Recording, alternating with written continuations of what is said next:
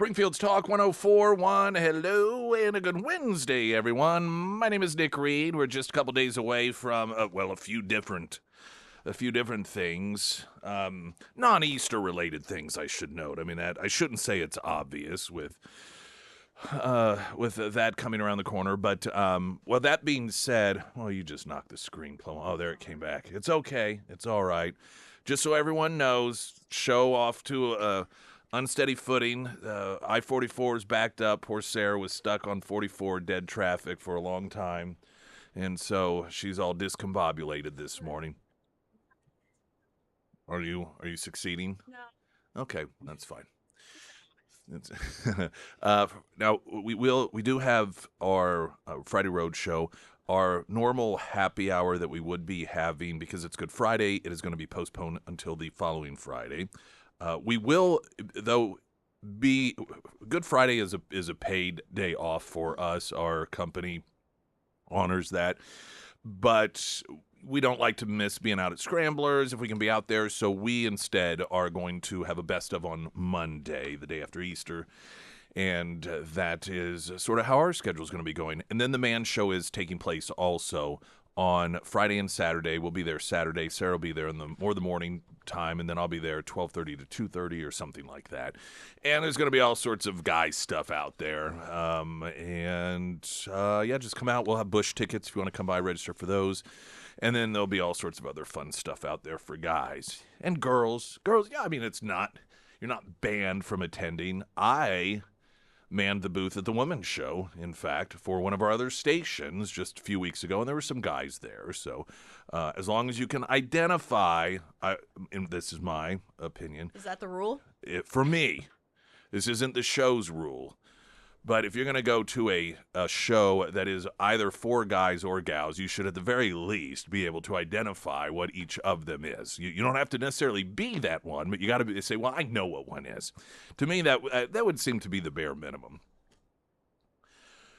All right, so a couple of big things going to be taking place today, and one of them is the president is going to be making a statement regarding Iran that is expected to take place tonight. It's largely believed that he's going to pretty much do a recap of, all right, everyone, this is what our goal was, this is what we've done, and so here's where we are, which could very well be the end of the phase of quote, war to some degree, at least to the degree that we have seen it.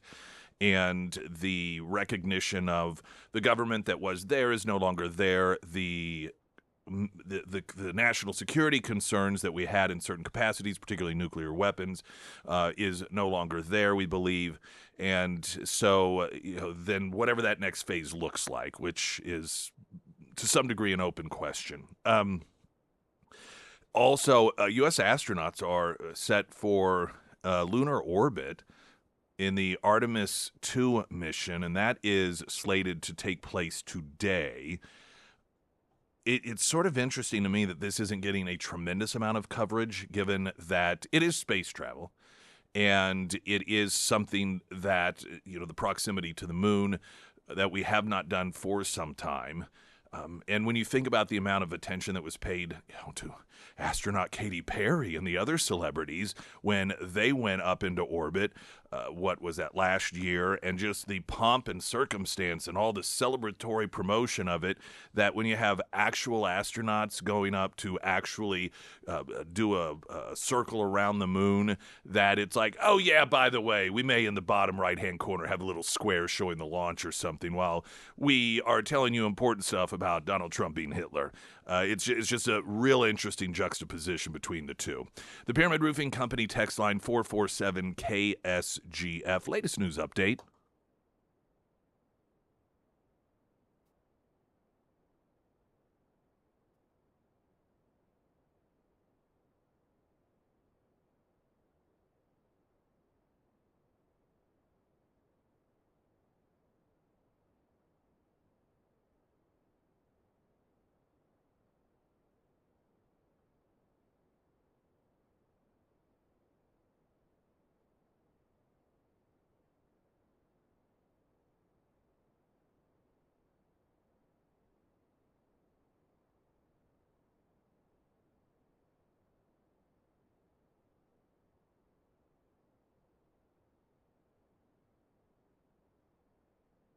And the first alert forecast from Ozarks First meteorologist Tom Schmidt, sponsored by St. Clair of the Ozarks Home Improvements. Today we'll see showers and thunderstorms likely mainly before 4 p.m., otherwise mostly cloudy with a high near 76. Tonight, scattered showers and thunderstorms with a low around 63.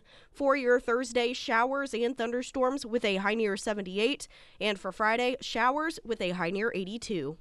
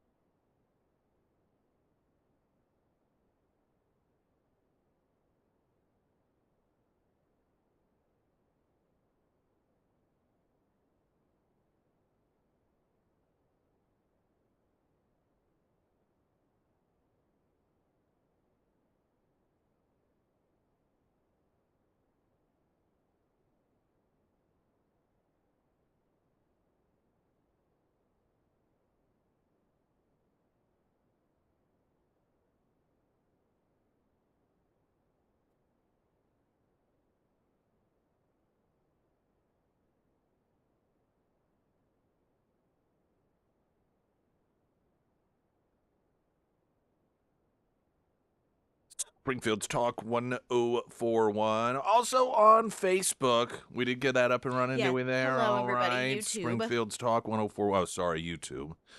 Sorry.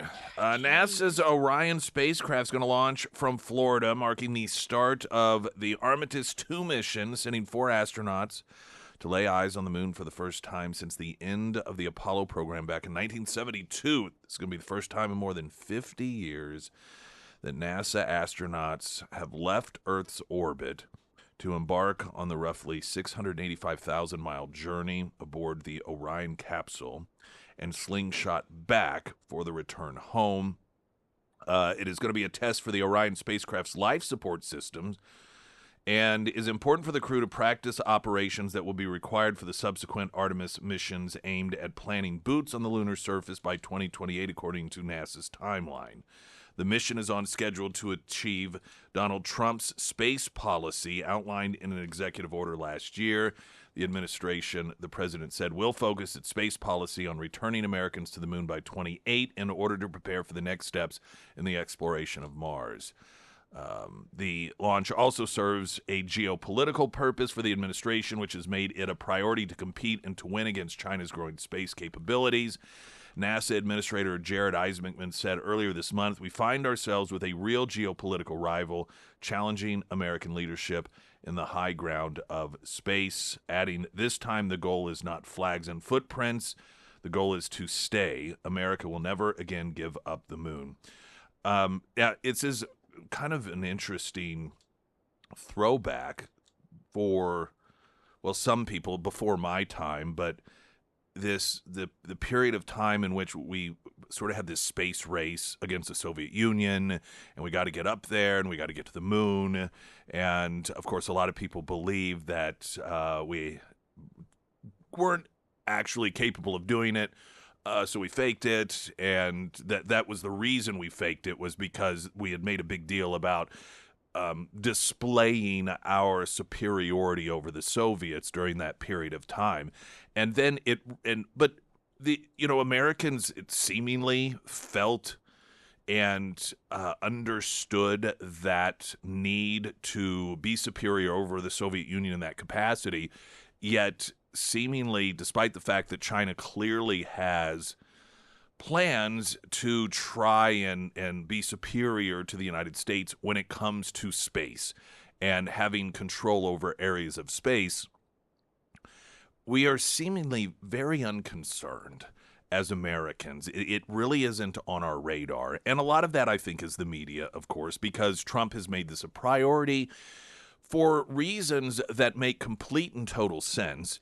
Yeah, because it's a Trump priority, it has to be downplayed by the media. But you think about the impact of the Soviet Union having advantage over us in space 50 years ago, 50 plus years ago, much further back than that, when that was on the forefront of people's minds, and how little they could have actually done with that compared to what China, with the advancements of technology today, and EMPs, or just being able to disrupt worldwide communications, and the massive implications of the damage that any country could do from space should they want to, compared to back then. Yet back then we seem to actually be worried about it to a much larger degree than we are today. And this all fits in when you understand what Donald Trump recognizes as future concerns when it comes to national security and global security. This fits right in to virtually everything else that he does. Even Greenland.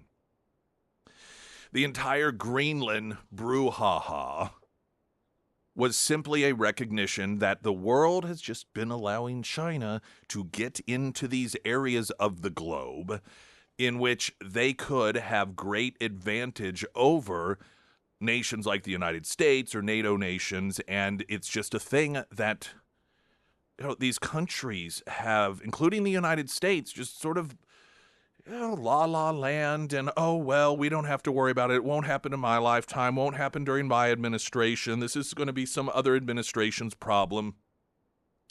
Not wanting to make those difficult decisions of trying to prevent a problem tomorrow, figuratively speaking, by eliminating at least some of the advantages that they could claw out today. And you can understand why, particularly if you're a Republican, specifically Donald Trump,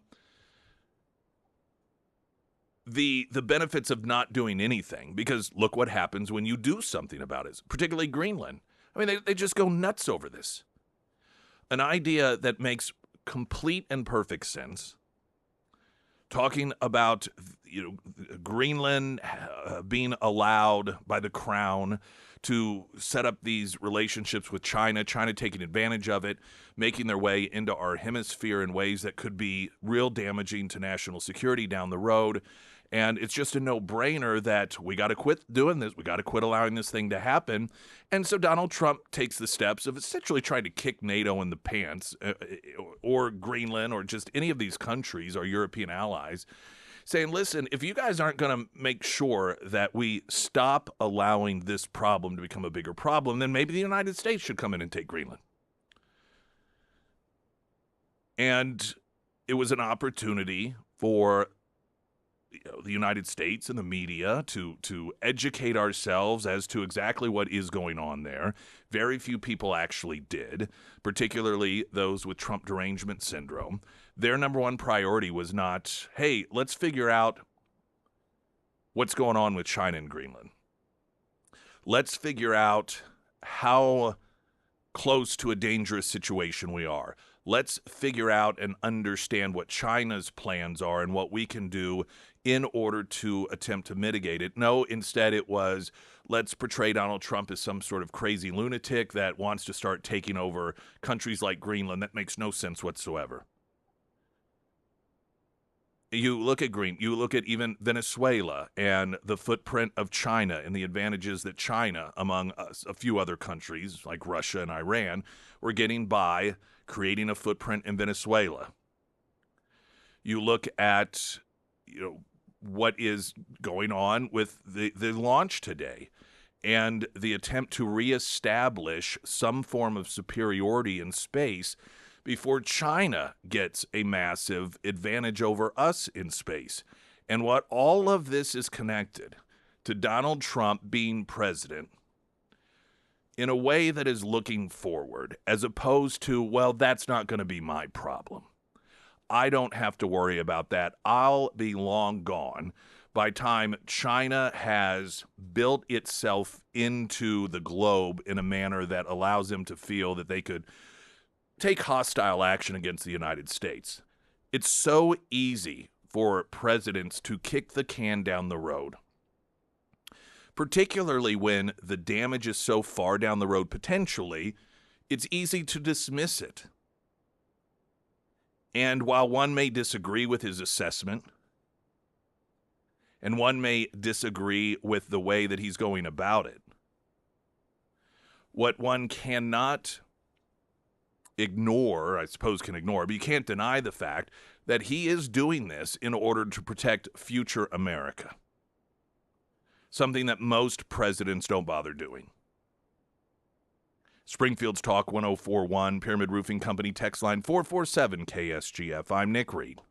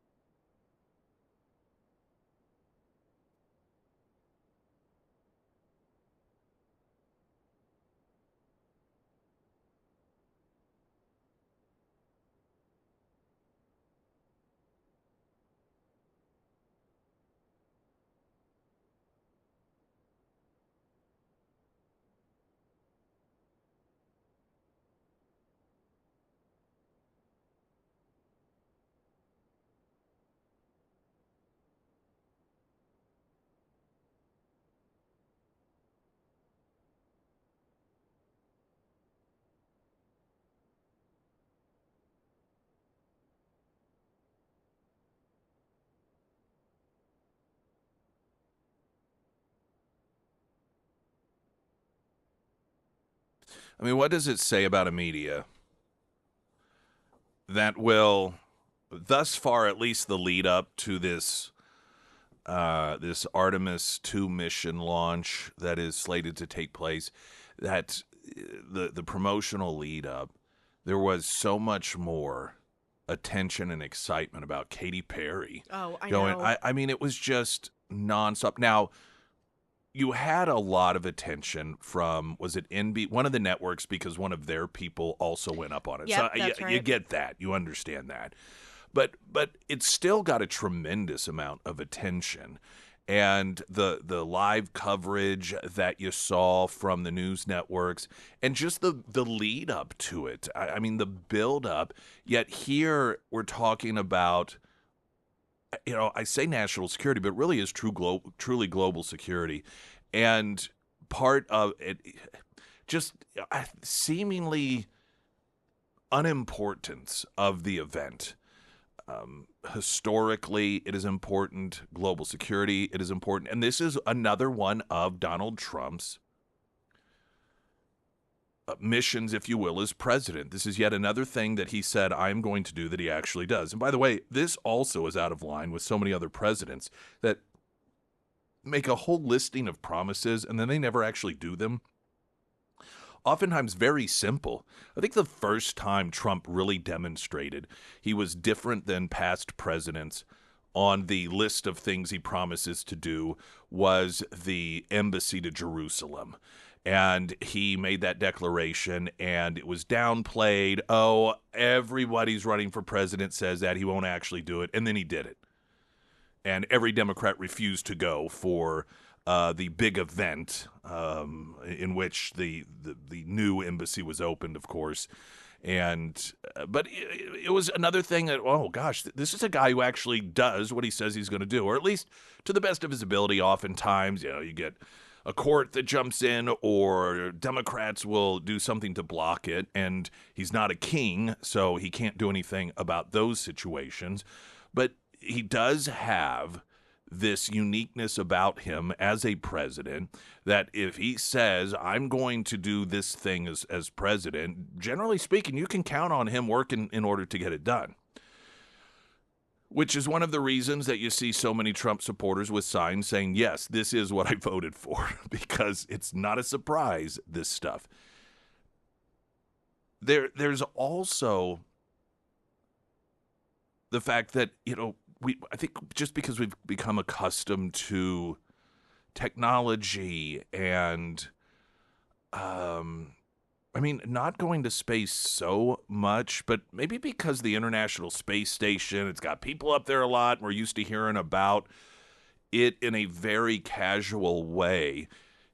We don't recognize that there are a lot of real, true dangers to a mission like this. This isn't a flight from Springfield to Atlanta that is a route taken 3 times a day, 5 days a week or something, in which it's just a pretty standard leg. I mean, we're talking about circling the moon. That hasn't happened in a long time. And while on one hand you think about the Apollo missions and you hear about how the amount of technology in a cell phone today is just however many times greater than the technology in the Apollo mission that was utilized there. And so I think that also gives us a degree of security in thinking, well, we're just so much more advanced now. But to me, that's more things that can go wrong at the same time.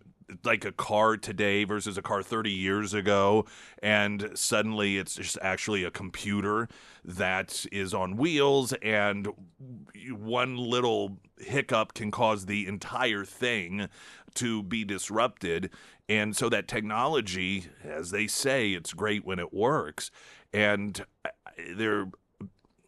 I don't know, it just seems as if there's this degree of comfort that, oh, this is going to be a humdrum. I mean, we did this decades ago. This is no big deal to do a circle around the moon and to come back. And there's a lot more that can go wrong than we appear to be really giving, I don't know, paying a lot of attention to. It's interesting also, given the moon component to this, you listen to some people that are talking about it that were from the era in which the Apollo moon landing occurred, and you see portrayed on television, because all this was before my time, the moon landing, and you hear these stories about these really historic moments that were a demonstration of our superiority over the Soviet Union. And then there are those of us, like from my generation, third grade, sitting around watching the Space Shuttle Challenger in class go up in the air and then explode. And then essentially being told, okay, well, it's time for recess. See everyone tomorrow. And how also different things were during that era. Like you watch this, everybody, all the kids are brought together to watch this historic moment, and then right in before your very eyes, live, you see people's lives lost, and then you see the visual of Christy McCullough's mom and dad looking confused and horrified as they see their own daughter's death, as did so many other countless people. And then it's just like, okay, well, get out your workbooks and do page 8 through 12, and recess is coming up in 20 minutes, versus today where schools would probably be let out and there would be counselors on hand and emails sent home how to talk to your kids about today's tragedy. It's just such a different world. Some would argue it was better back in my day. I don't know. I guess I can let you be the judge. But you didn't have any of that growing up, did you? No, Yeah, there was no sort of real launches. I remember watching another, I think it was in 8th grade. Was it the Columbia maybe? And then was it not the Discovery that on reentry ended up falling apart? It was one of the two. And it just seems as if there hasn't been a great deal of attention paid since then. Particularly when it comes to any sort of manned flight. Of course, Elon Musk has been doing his thing, but those aren't manned missions like this, and it's not NASA. I mean, this is NASA. So I don't know. It just doesn't seem to be getting quite the attention that it might warrant. But hopefully, yeah, it goes off well, and then we can let the conspiracy theories begin. Like, oh, now, wait a minute. The shadow over there. Now, that doesn't make any sense. Why? Do well, we they're know? doing this on April Fools. Oh, yeah. Add that component to this will renew a lot of discussion about the original moon landing and how it was faked. And I don't know.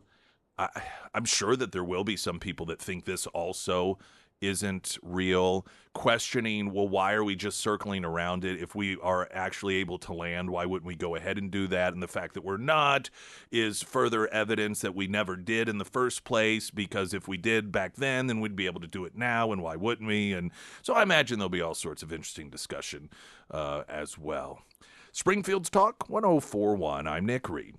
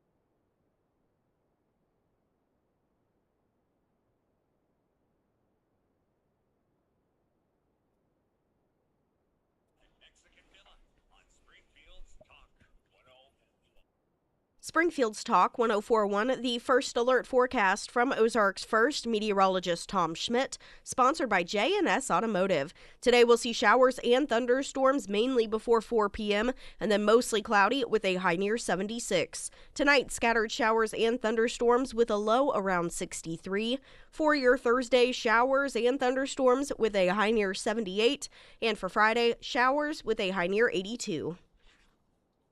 The rocket is scheduled to launch as early as 6:24 p.m. I'm guessing that's Eastern time.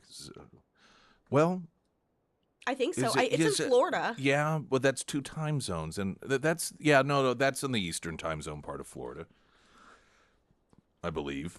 I say it with Kennedy Space Center. And they're saying that much of this it's almost looked at maybe as a once-over for future missions in which actual landings perhaps, and of course then eventually making it to Mars. And so going around the backside of the moon, which hasn't been done in a long while, I guess just to check it out and be like, all right, everything's still good over there. Oh, they're only 1 hour ahead. Okay, yeah, so it's it's Eastern time zone. Mm-hmm. So that would be like 5:24-ish. Our time. Yes, sir. One thing I am interested in is the advanced technology of video in terms of 4K, 8K, 1000K, wherever we are. I think 8K is sort of the max out commercially right now. But, to circle around and to have the visuals with the technological advances of video and audio. I mean, this is going to be streaming. I don't know that what networks, if any, are going to actually carry it live and what they'll be tapped into. NASA, I think, has its own sort of streaming channel. I want to say YouTube. I heard the guys on Red Eye this morning when I was coming in talking about a number of streaming platforms that are going to be carrying it. But I'm not sure if that's going to be inside the entire time, what exactly it's going to look like. But I think there's just a lot of opportunities to see things in a way that we haven't ever really seen them, at least with the clarity that we have not been able to see them at this point. And so, that should be an added bonus to the whole thing. It would, it'd just really be nice if it goes off great and it's really cool and amazing and we can all celebrate it. And I guess instead we'll sit around and wait for the media to pick it apart and tell us why it isn't actually a good thing. Look, God forbid that something go horrifically wrong with it, and then they can really start laying into Trump and talk about how Doge was responsible for killing the astronauts and Lord knows what else, because they are incapable of taking any moment and not trying to capitalize off it in a way that allows them to further obsess over Donald Trump and talk about what a horrible person he is. It probably has something to do with the ballroom if things go wrong, which some judge has put a stop to that again. I mean, just the exhaustion of what we as a country have to deal with because of this anti-Trump lunacy. As if there aren't enough problems in the world and in the country and in all the little districts across this country. And instead, there is seemingly no concern, no focus whatsoever on any of those things because it's all about Donald Trump with these psychopaths. I wanted to play some audio. I just found this to be humorous, and I imagine that you will too. There was a independent journalist that went around, as so many independent journalists that tend to be more conservative do, just to talk with the No Kings people and to ask them questions. And the entire setup for this consistently tells you a lot about these protesters on the left. When you have countless numbers of people that are pro-Trump or conservative that go out and all they do is just let these people talk. And maybe they'll ask them some questions and then give them the microphone. What rights have you lost under Donald Trump? Or what is it that you believe Donald Trump has done? Or something as basic as, why are you here exactly? And then allowing that person to just talk that should tell those people something. Like, do you understand why it is that you are given a microphone? Do you not understand why people that are on the opposite end of the political spectrum take you and your message and put it on a platform for the entire world to see? It isn't because they like you. I'm just going to be straight up. It's because you make a fool of yourself. And this is one of the examples that is just so hilariously perfect. And it is a combination of some lefty protesting against Trump, demonstrating not only do they have no concept of the things that they protest, but I love when they act as if they do, to the point they sound really, very confident. It makes it all that much more hilarious. And this is regarding the Strait of Hormuz, which of course has become a real flashpoint when it comes to not just the war against Iran, but the rising fuel prices. And you've got all of these different shipping units that are afraid to travel through there because they fear attacks from the Iranians or the Houthis or whomever else. And so this has caused a big, spike in the oil. And so the Strait of Hormuz has become a real issue. And this is an independent journalist asking one of the anti-Trump protesters about the Strait of Hormuz. Isn't it a little bit homophobic that we're so focused on the Straits of Hormuz and not the gays of Hormuz? Yes, for sure. Why do you think they're willing to leave the gays of Hormuz behind?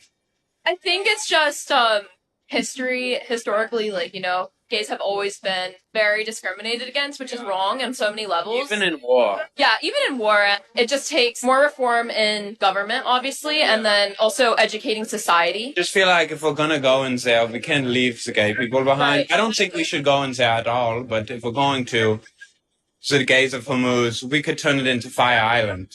For sure. That's the best part. A Fire Island, if you're not familiar, is like huge gay community. I mean, it goes back almost a century in New York, and is it Long Island?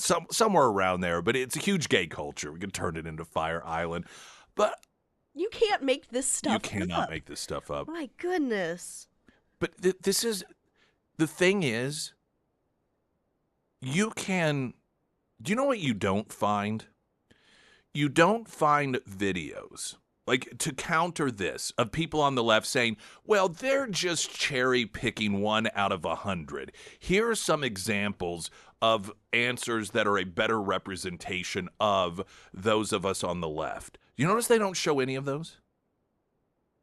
And actually, anytime they do post one that they think they are making some sort of brilliant point, it actually ends up a point of mockery. They don't even realize that they sound like idiots. This is when this stuff first started happening, it was assumed that it was a cherry-picking situation, that these individuals, they would maybe have to go out and interview 50 or 100 different anti-Trump people in order to come up with a person that was demonstrating that they were an idiot. We've learned that is not the case. It is maybe 1 in 100, if that, of a person that can give any sort of coherent answer. And it isn't simply about a person who understands what is going on but has a different assessment, as off as the assessment may be. What we see here are people that they don't even understand the facts. They know nothing about what is going on. Zero zip. And they are more than willing to just, instead of saying, actually, I don't even know what the Strait of Hormuz is, or the Straits of Hormuz, as he called it, to say, yeah, I'm not really familiar with that. But instead just go, oh, yeah, no, yeah, that is terrible, that we focus on the Straits instead of the gays of Hormuz. And, well, it's just history. That's just it is such an embarrassing reflection of a massive segment of the population that frankly dominates an entire political party. When I've noted, if it were not for stupid people and ignorant people, and people, and those are oftentimes two different things. The Democrat Party, I don't think it would exist today. It would have once upon a time. And it is just frightening to think about the fact that these people by the millions get out to vote. And they believe themselves to be such experts and authority that to them it makes sense for them by the hundreds or the thousands to line up as they did last Saturday, speaking their voice as a voice of authority when they demonstrate that they have no idea what they're talking about. Zero. The upside of it is it provides great entertainment, and it makes such easy content for these folks that are willing to go out there and talk with these anti-Trump people. The gaze of her moods. Springfield's Talk 104.1. I'm Nick Reed.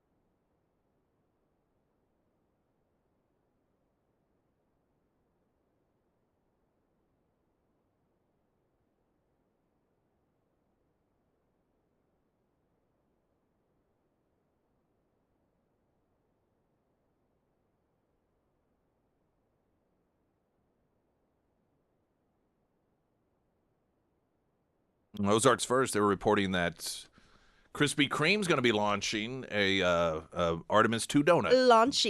Launching. I like it. It was really cute. It looked yummy. Did look delicious. We should go get one. Should have been, yeah. Okay, good. Glad we have plans. I have to play this audio again. I just found so much. Is this the gaze? This is the gaze of her moods, and so this is a No Kings rally, and I don't know who this guy is. I don't even know I don't know if he's pretending that he's German or if he actually is German, but he is interviewing what clearly is an American sounding anti-Trump person, and demonstrating this person's not only ignorance, but willingness to pretend as if she knows what she's talking about. And he's asking her about the Straits of Hormuz and why it is that we are leaving or like helping the Straits of Hormuz, but leaving the gays of Hormuz behind. And this is that exchange. Isn't it homophobics that we're so focused on the Straits of Hormuz and not the gays of Hormuz? Yes, for sure. Why do you think they're willing to leave the gays of Hormuz behind? I think it's just historically, like, gays have always been very discriminated against, which is wrong on so many levels. Even in war. Yeah, even in war, it just takes more reform in government, obviously, and then also educating society. Just feel like if we're gonna go in there, we can't leave the gay people behind. I don't think we should go in there at all, but if we're going to, the gays of Hormuz, we could turn it into Fire Island. For sure. Sure. It's funny he references gays being discriminated even in war. Now, I don't even, of course, I mean, I'm going to say I don't know what he was referring to or what he meant exactly. I don't even know that he was meaning anything. He's talking to an ignorant fool here. But it is sort of hilariously upside down when it comes to, in our country, gays in the military, the openly serve thing, and the Democrats pushing don't ask, don't tell. You can be gay, but you just have to keep your mouth shut. But for a period of time, the policy was, at least if you were known to be gay, that your life would not be put on the line as serving in the military. You would think that an anti-gay society would recruit all of the gays first and be like, no, you're going on the front line. Guess what, gay people?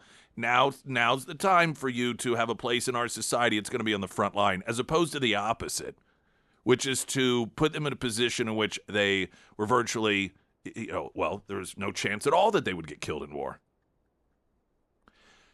When a person on the left like this goes viral, I always think, surely there must be someone who knows this person that says, have you seen this?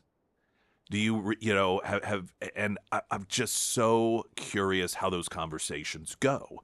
Do they explain to them, yeah, this is going viral because you're an idiot? I mean, it's generally going to be a friend, right? I mean, unless it's an ex-boyfriend. It's like, you idiot, really rubbing it in.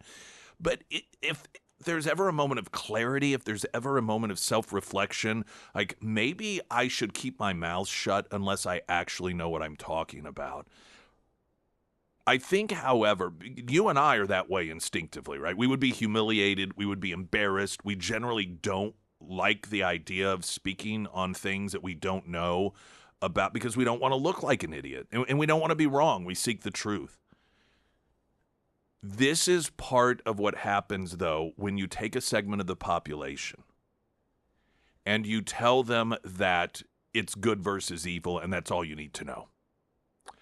That the opposition is Hitler, the opposition are Nazis, they're going to put you in concentration camps, they're going around murdering families just for fun. You don't need to know the facts. All you need to know is that you're the good guy. All that other stuff is irrelevant. And I believe that that's what happens to these people, and it's a cult mentality where the facts don't matter because you are just in the right grouping of people. And so when they do get confronted with the fact that they don't have any idea what they're talking about, I don't think that matters to them anymore. I don't think they care because they are the good guys. And so the facts don't make any difference to them. And when you have people collectively that have decided they don't care what the truth is, they're just part of this tribe, and hell or high water, they will destroy you, that never is good for humanity.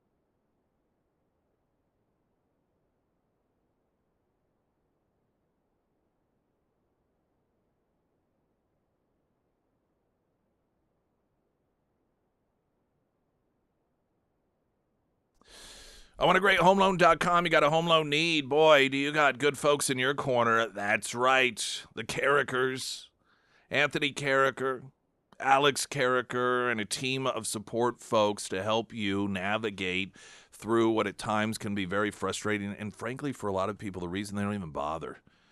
You know, they talk with friends or family that have been through the process. And what is it usually people talk about when they have the bad experience? And they're, oh, you know, it ended up being this and that, and it was horrible and awful. And you're thinking, maybe renting's just the way to go. Problem with renting is you are paying a mortgage. It's just someone else's. They're taking your money instead of you essentially paying yourself. And for a lot of folks, that's problematic. And so if you have stayed away because of fears of how complicated the process is and just worried that you're going to be left stranded out there, you got a rescuer in the Carrickers and their team at iwantagreathomeloan.com, because you do. Coming up, man, Christy Nome. This cow. I know. talk about at least just what over time has become public knowledge, a train wreck of a personal life this poor woman has. And then I also want to talk about this. It is somewhat cracking me up. Lindsey Graham and Disney World scandal, if you will, all in the next hour.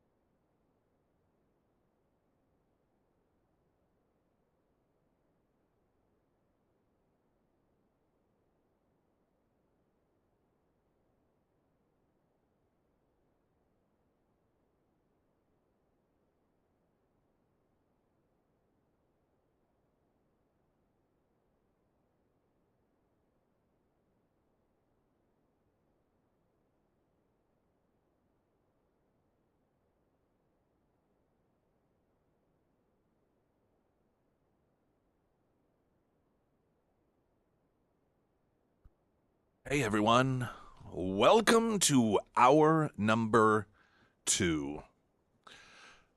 Friday and Saturday, Creative Audio presenting the Man Show Expo, a 2-day celebration of all things man at the Ozark Empire Fairgrounds. Ice cold Coors beer, mouth-watering barbecue from the Grill Guys Vegan Recovery Center, moonshine beer, and bourbon samples.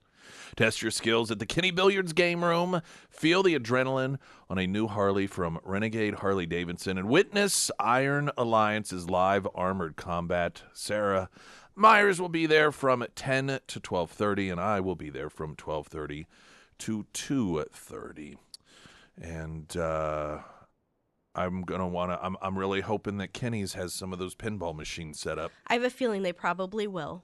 I think they had them last year. I do believe they did. Yeah. I want to say, I'm trying to remember if it was the Foo Fighters. There's a Foo Fighter pinball machine I think it's a relatively popular one. And then maybe another. I feel like pinball machines, I had a fear for a while they would fade away, but there's a place that opened in Willard that has pinball machines, but I think it's only open a couple days a week, so I haven't made it over there. There's 1984, but its hours are just not in line with what's easy for me, and I'm just so weirdly off-put by parking downtown that I don't ever... Hey, I'm with you. I am with you on that one. I was like, downtown parking, I don't think so. If it's a hassle, nope, count me out. Yeah. There was a really great place that was, I think on Glenstone, the same building as Kenny's Billiards, I forget what it was called. You would go in there because my family, wife, and the girl child went there once, and it was sort of decked out 80s style. If I remember right, the carpet was the lasers and that sort of thing. Very, very clean. There was probably 25, 30 pinball machines, and you paid per hour, or a half hour if you wanted. You'd pay so much, which is fantastic if you are not really great at pinball, you're not some sort of master, and you can these games, it's not a quarter like it used to be, 50 cents minimum to $1 oftentimes, and you go through your 3 balls in 4 minutes, and all of a sudden you're dropping $50 an hour potentially, just if you're not that skilled at pinball. So being able to pay $10 and play all you want for an hour is just such a great way to do it. There's another place, it's a gaming place out on, well, it's kind of catty-cornered from where Godfather's is in Springfield. Mm-hmm.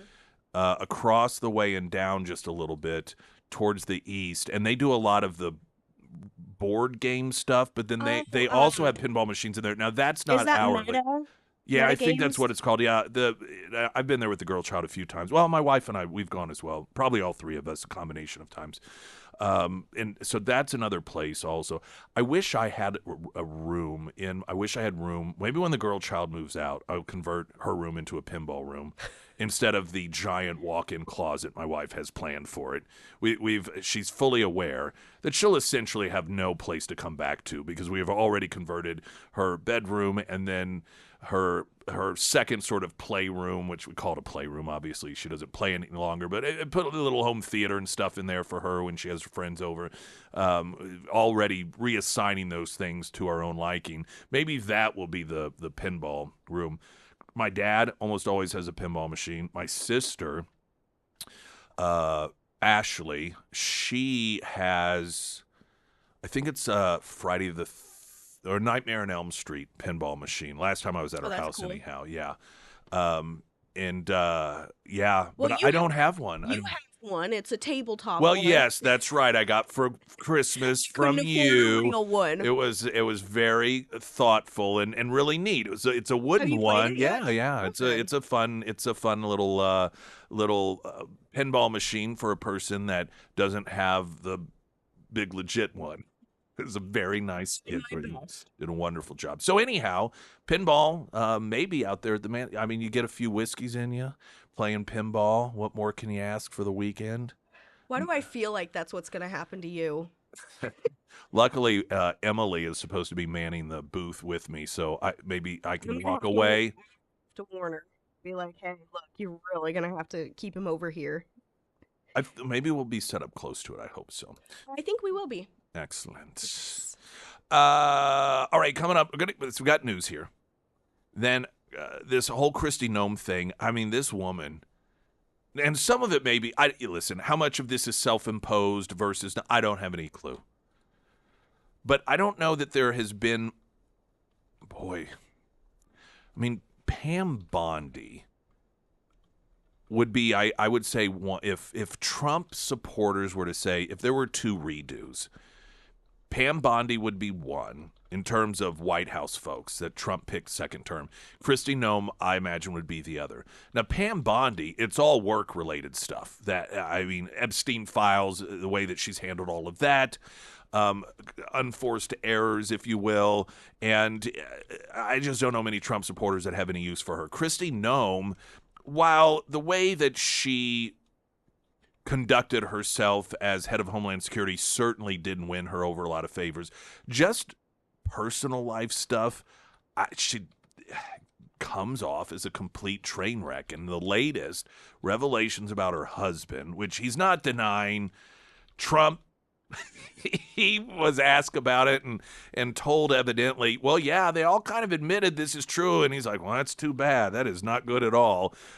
So we'll share with you what it is that has come out of that. But man, like I said, I don't know how much of this is of her own creation, but you got to kind of feel a little sympathy for someone you just think if somebody's got all this stuff going on in their life, you can't go to bed at night and think, that was a good day.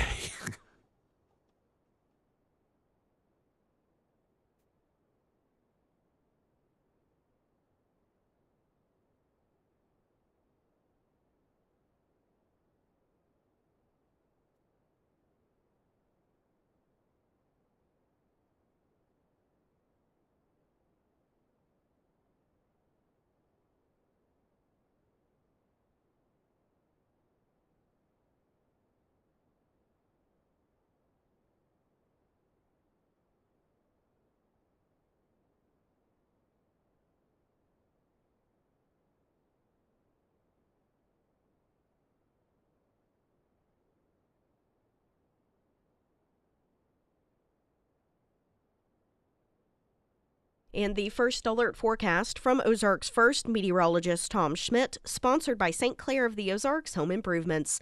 Today we'll see showers and thunderstorms likely, mainly before 4 p.m., otherwise mostly cloudy with a high near 76. Tonight, scattered showers and thunderstorms with a low around 63. For your Thursday, showers and possibly a thunderstorm with a high near 78. And for Friday, showers with a high near 82.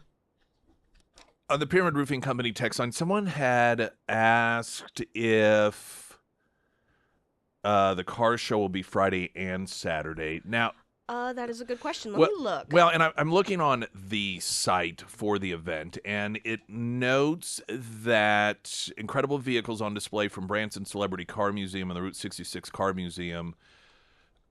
I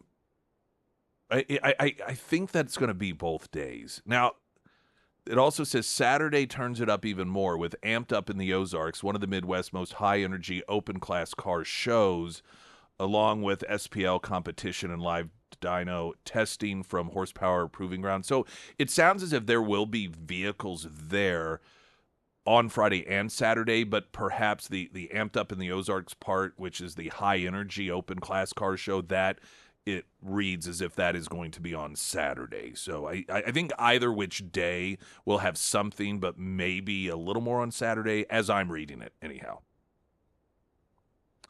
Coming up, Lindsey Graham, Disney World, Kristi Noem's husband. Just not a banner day for some of these folks.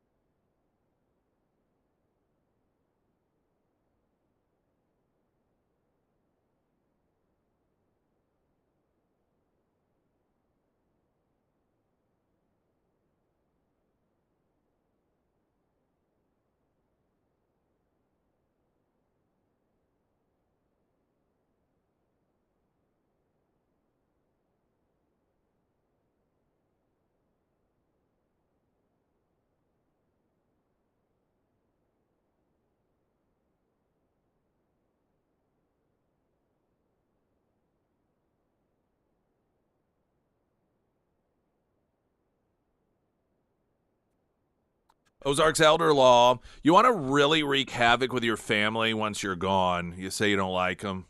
You really want to stick it to them. See, a lot of people, they're like, I'm going to show those ungrateful kids. I'm not going to leave them anything. I'm going to spend everything. No, leave a little bit. But then just write the will on a napkin or something like that and sign it. Because they'll think, oh, we got a legal document here. But it turns out it's going to be a legal nightmare for them, with perhaps years of government deciding who gets what. And they'll probably, even though it's just a little bit of amount, if they don't get along, it'll become very territorial, and then they'll spend 2 or 3 times as much money on attorneys fighting over what they actually, at the most, will get anyhow. I mean, you could just leave behind a legacy of chaos if you wanted to. Now, if you love your family, Ozarks Elder Law. Visit with them, find out what you need to do. And again, if you think, well, we've already, we did a will, filled it out like 10 years ago when we lived in Maryland or Illinois or wherever it may be, or you downloaded one online, that's not going to cut it. You're just going to leave a real hassle behind for your family. To find out what you need to do, consultation is a courtesy. It doesn't cost you a thing to visit with the folks with Ozarks Elder Law, 10 area locations, and they'll go over everything with you, what it needs to be done in order to make sure that you don't leave behind a headache and a hassle for your family. And then they'll tell you, here's what it'll cost for us to get all that paperwork done for you. OzarksElderLaw.com, also under Nick's endorsements at KSGF.com. Kristi Noem, Trump respond to shocking cross-dressing photos tied to her husband. President Donald Trump reacting yesterday after newly released photos appeared to show the husband of former Department of Homeland Security Secretary Kristi Noem cross-dressing in private messages to a number of women. The images were allegedly part of a trove of hundreds of messages sent between Noem's husband, Brian, and 3 women obtained by the Daily Mail. The father of 3 appeared to be pictured in hot pink underwear, wearing a skin-colored shirt with large faux fake breasts worn underneath. The New York Post reported the photos were taken while acting out a bimbofication fetish, which focuses on hypersexual, exaggerated physical appearances. Another image appeared to show Brian Noem posing with large fake breasts and a tight light blue T-shirt while making a kissy face. Trump told the Daily Mail he did not know about the photos and was surprised the Noem family confirmed their authenticity. Quote, they confirmed it? Wow. Well, I feel badly for the family. If that's the case, that's too bad. I haven't seen anything. I don't know anything about it. That's too bad, but I just know nothing about it. It's unclear if anyone else inside the administration knew about the alleged photographs. I highly doubt that they did, but nonetheless. Now, this, I think, is somewhat humorous. Normally, it would put the left in a awkward position. Because on one hand, this is someone from the Trump administration. They hate Kristi Noem. And so it is the ability to really hammer away at her because of her husband's behavior. But on the other hand, her husband's behavior embodies everything that the left says we should celebrate. A guy dressing up like a woman, having desires that might fall outside the traditional nuclear family desires, that, the love is love stuff, and you should not let anyone judge you for your sexual desires, and the more bizarre they are, the more you are you, and the more that you should be celebrated. And so you would think this would be an uncomfortable position for them to be in. But at the same time, they are hypocrites, and they gay bash Republicans all the time. They use homophobic slurs. Gavin Newsom's campaign has done it in office a number of different times. The left loves to suggest Lindsey Graham is gay as a way of an insult. So while this would normally be seen as a protected category of people from the left, they don't really care. They don't care about anybody or any category if it is something that they can use as a weapon, of course. And so we'll have to see what their reaction is to it. I don't know that there's going to be a lot of attention paid to it simply because I think Kristi Noem is really considered off most people's radar now. And although she still has a position within the administration, I don't know. I just don't know that this is an individual who has much of a, I don't want to say a no more public life career path, but in terms of an ascension, it was largely accepted that she planned on running for president, largely accepted that that whole $200 million ad campaign that she was running for Homeland Security with her on a horse, that was all about her positioning a run for the presidency to, really get that imagery in people's minds and to associate her with the secure border and tough as nails cowboy style stuff.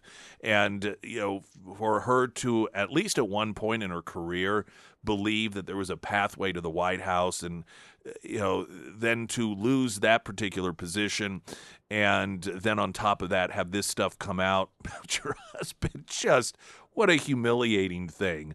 Now, apparently, according to the Daily Mail, the three women that this is one of those deals where he would get online with a woman and essentially kind of just want them to, I don't know, talk to him in a certain way and to do this and that. And it was a lot of money. There was a $24,000 bill at one point, according to the reports.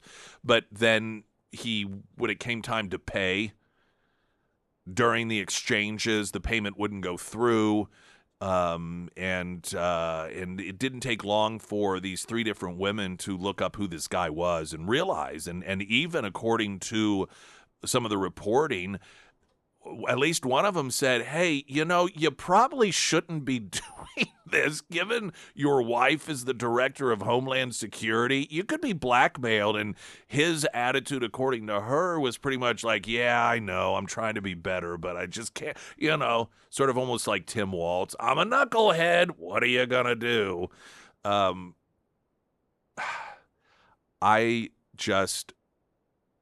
It's unfortunate, and you never know what goes on in people's private lives. Hardly, even when you think you don't know. At the same time, it has long been called an open secret that she and Lewandowski have been having a relationship that was extramarital. And when you see this, you could kind of maybe on the outside put some pieces of the puzzle together and be like, well, I guess I could see why she's stepping out, but at the same time, you wonder, is this a situation where you got a husband who's emasculated because here his wife is this Department of Homeland Security director? He apparently married a 9/11 widow at one point. No, I didn't know that. Yeah, not that it really matters, I guess. I saw one of the photos, and honest to goodness, at first I thought it was James Comey. He kind of had a James Comey look to him, one where he was wearing pink lipstick. I'll have to look at it. Yeah, it did. I mean, I didn't think it was James Comey, but I thought that looks a lot like James Comey. So I don't suspect that this is going to result in Kristi Noem's job being in jeopardy. I do find it somewhat humorous that some Democrats have noted that this was highly dangerous because this could have opened her up to blackmail if some foreign entity got a hold of some of this information and then essentially used it over him to try to get him to get information out of her. And given that right now you've got Eric Swalwell, a guy who is one of the top picks to be governor in the Democrat Party of California, who had an affair for how many years with a Chinese spy, and that we're told is perfectly okay? Like, okay, come on. I don't know that you want to go down that route.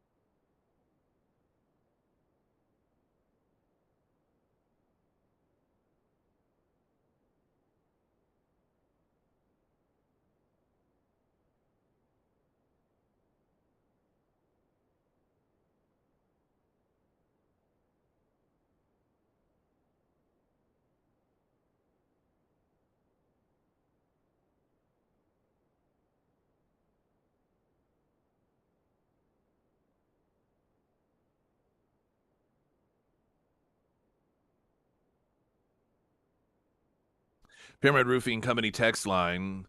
Someone noted that it's a good thing Christy Nome's husband wasn't a furry or she may have shot him. That's yeah, it's She might have put him down. It's a good point. Yeah, the guy caught him eating leftover chicken in the refrigerator, so that's the end of that. Sarah Myers, everyone. Thank you. The Pyramid Roofing Company. Hey, we've got a lot of rainy days ahead of us, and if you experience any type of yellowing on your ceiling, maybe drips, or your gutters just aren't keeping up, make sure that you go with a trusted roofing professional. And my go-to guys, always Josh and his team over at the Pyramid Roofing Company. Now, the Pyramid team, they offer emergency tarping services if you need it, as well as free roof inspections. They also work with you through that insurance process without making you sign anything, and they do offer a discount for our military and first responders on new roof installs. So over the next couple of days, if you experience any type of roofing issues, make sure that you reach out to Josh and schedule that free roof inspection. You can find all of the contact information for the Pyramid Roofing Company under the Sarah's Endorsements tab at ksgf.com.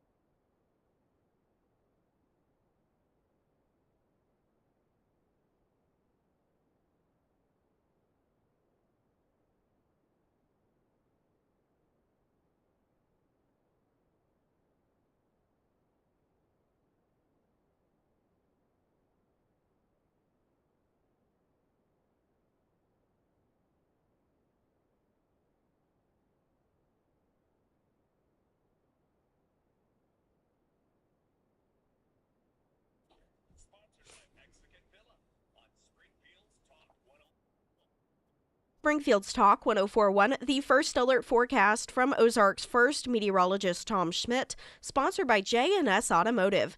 Today we'll see showers and thunderstorms likely, mainly before 4 p.m., otherwise mostly cloudy with a high near 76. Tonight, scattered showers and thunderstorms with a low around 63. For your Thursday, showers and possibly a thunderstorm with a high near 78. And for Friday, showers with a high near 82. Lindsey Graham has found himself as, I guess, the poster boy for what is being portrayed as negligence by or failure of Congress overall. And this is all connected to the Democrats refusing to pay TSA workers. And on one hand, I understand why he has become the poster child for this, but on the other hand, it's not only, I don't like to use the word unfair, but it is unfair, but it's counterproductive. Now, there's, in TMZ's pushing this a lot. If anybody sees any member of Congress that's out doing something vacation-y instead of being in Washington to solve this problem, take a picture. We want to expose these people. Lindsey Graham is the one that is getting most of the attention, and I think it's because he's the photos are of him at Disney World, and he in the photo, what is this thing that he has? I'm trying to see how it's described. No, it's not. It's not. Oh, a bubble wand. So while waiting in line to go on Space Mountain. Now, my first thought is, who is he there with? I mean, this is my first, because he doesn't have family. It's not like he's got family, he's got kids, he's got grandkids. That's not at play here. And I've checked a couple of different stories, The Hill being one, and what he says that he was down in Florida for something that was work related and that he has friends down there, and so they were like, let's go to Disney World. But there's no, like, who are these friends? And listen, I'm not criticizing adults who go to Disney World at all, not by any stretch. I'm an adult, I like rides, while Disney World is sort of kid-themed, I think if you go to Six Flags or Silver Dollar City as an adult for the rides and the entertainment, I don't think there's anything wrong with going to Disney World without kids. That's some big online debate that's taken place. But I don't know. Let's be honest. Lindsey Graham comes off as just a little bit weird socially. I think it's fair to say. And not that that's fair to him, but I'm just saying people's perception of him, and that he's got a bubble wand while and he doesn't have kids or grandkids or anything at Disney World. It is just, of all of the members of Congress, it's probably just the perfect storm of personality, the place, and so he is the individual that's getting most attention on this. And he is, of course, being forced to explain it. Lindsey Graham, there's a Newsmax story. Maybe the Hill one is better. But the Newsmax headline, Lindsey Graham, call a Democrat after trip photos published. The Hill, Lindsey Graham responds after photos show him at Disney World. They note that he was seen at the theme park waiting in line with a bubble wand to get on Space Mountain. Quote, I was invited to a meeting in South Florida on Friday with Trump official Steve Witkoff to talk about the possibility of normalization between Saudi Arabia and Israel, he told TMZ. In a statement, quote, I went to Orlando to meet friends after. I'm already back in South Carolina, he added, urging TMZ to call a Democrat to discuss the shutdown, which that is totally, because all of this is occurring because of Democrats. Now, what's equally annoying to me is one of the individuals that has been hounded by this, and like I said, there's a number, but there's a Democrat representative by the name of Robert Garcia, and he apparently was photographed in Vegas or going to Vegas, and he responded on social media saying that his father lives in Vegas and that he's been going to Vegas, and he blames House leadership for the congressional recess, writing, like the story says, my dad lived in Vegas for 15 years. I had just finished lunch with him. I try to see him whenever. Speaker Mike Johnson should have never sent us all home. Well, the shutdown or the refusal to pay, Homeland Security folks or TSA folks, has nothing to do with the House side. This is a Senate situation at this point. This is not Mike Johnson sending everyone home. It has no relevance ultimately to this. Let me tell you the reason that I have a real problem with the way that this is being presented. And listen, I understand the motivation of it because people, like the folks that run TMZ and these other outlets, they're generally liberal people. And so while they are frustrated and they recognize that this is a real problem, they don't want to acknowledge that it is because of Democrats. So instead, they are just throwing mud at all of Congress. Well, the problem with that is a benefit to the people who are responsible for shutting it down. I say shutting it down. I mean, it's called a partial shutdown, and of course, we all know what that means. If you really, truly, genuinely were upset and frustrated and wanted all of this to stop, then you would put pressure on the people who are responsible for the whole fiasco, not giving them an assist. The Democrats have clearly assessed this, and they believe that this works in their favor. And listen, I think that they may be right on that. And the reason being is because most people don't follow this stuff. Most people aren't you. And so most people see this as just a congressional problem. Well, who's in charge of Congress? Republicans. And with, quote, history already working against Republicans, particularly in the House, anytime people are upset or feel like things are a mess or Congress is, quote, gridlocked, the party that's in power is the one that generally gets punished for it. So that means that while these people that are out there sort of, trying to portray themselves as really sick and tired of all this stuff, and this isn't about political party, they're helping keep this thing going. Because as long as they continue to market this out there as a problem with Congress overall, the more incentive Democrats have to keep it going. Because it can potentially benefit them when it comes to the midterm elections.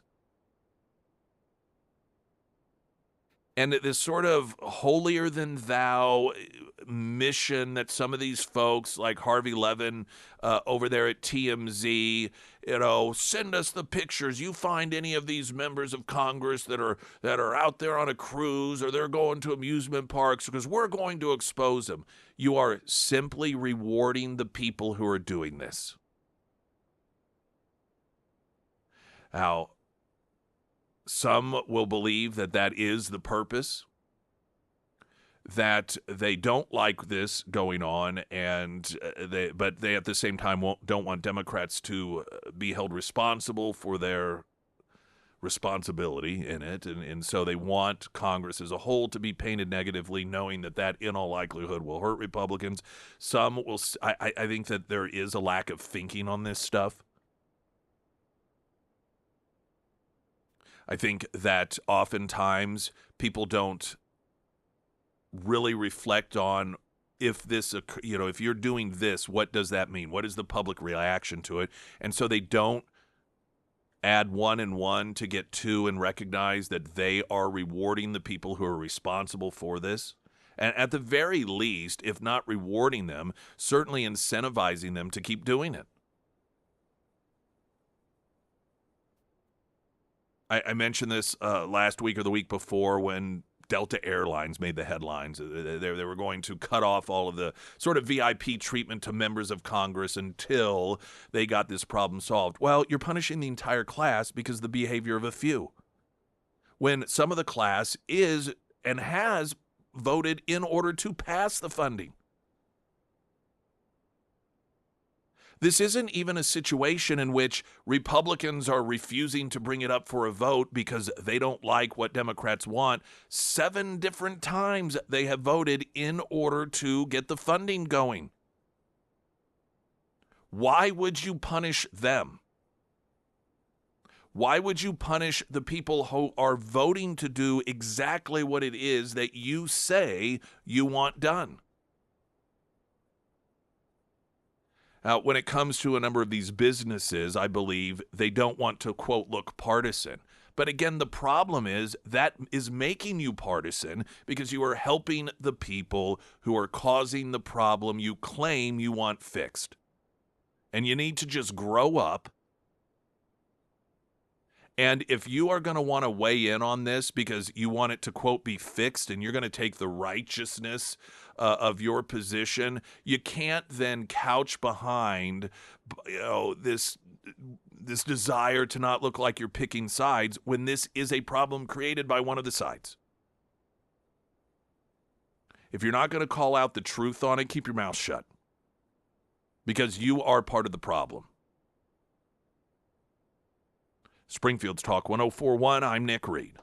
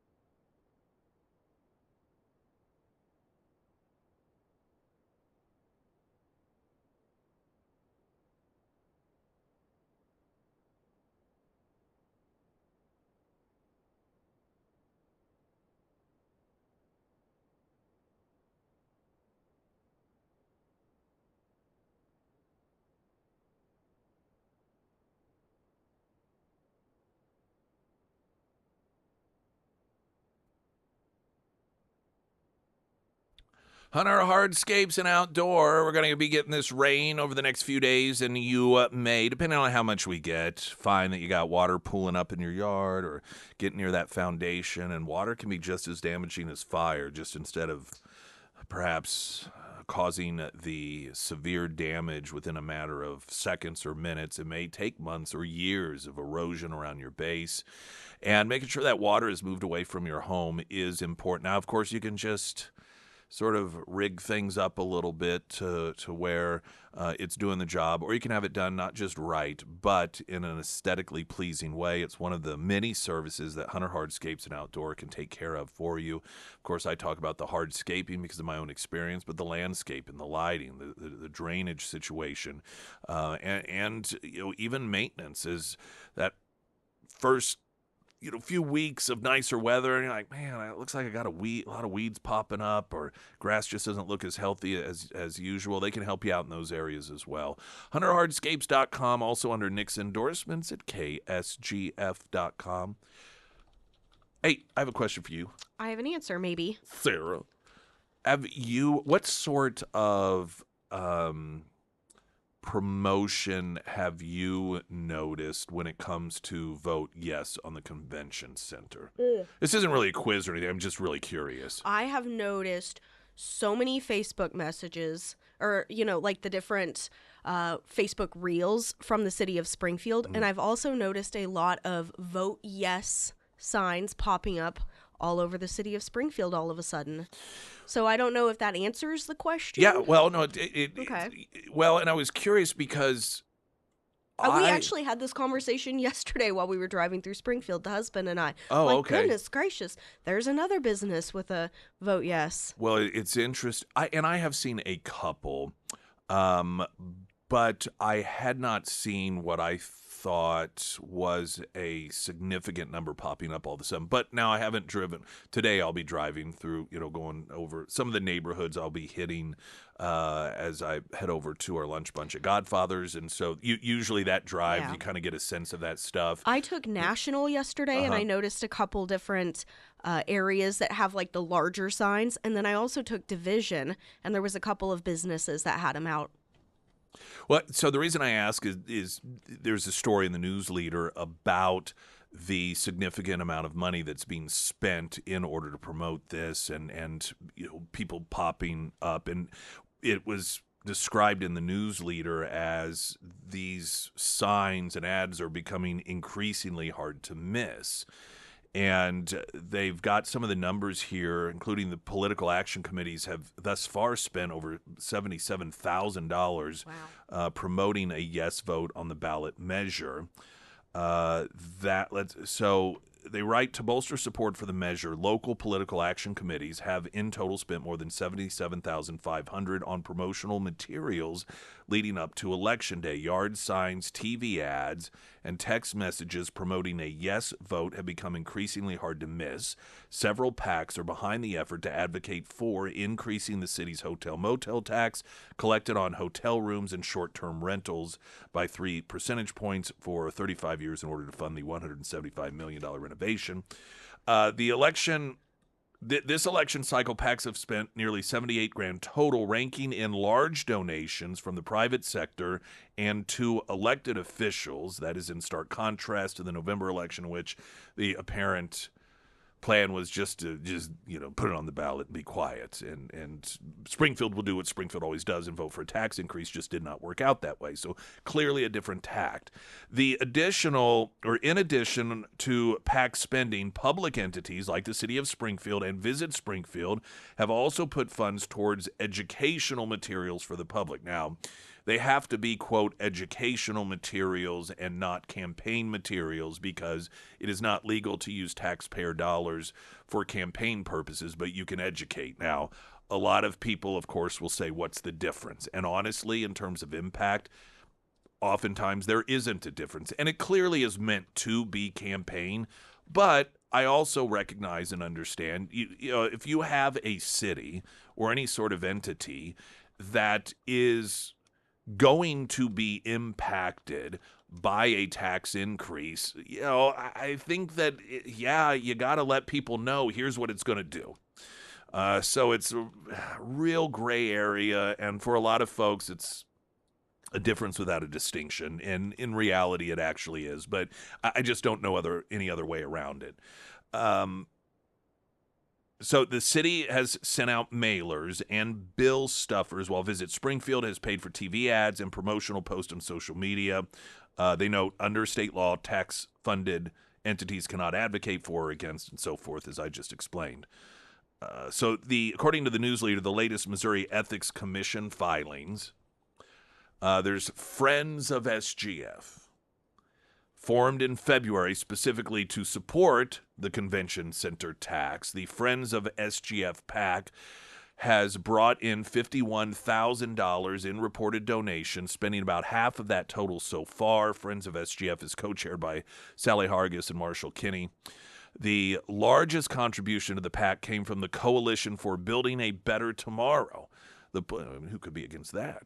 The Political Action Committee for House Builders Association of Greater Springfield, the Greater Springfield Realtor Party PAC, Brian Majors, owner of Bryan Properties, and Tim O'Reilly, CEO of O'Reilly Hospitality Management, with each donating $5,000.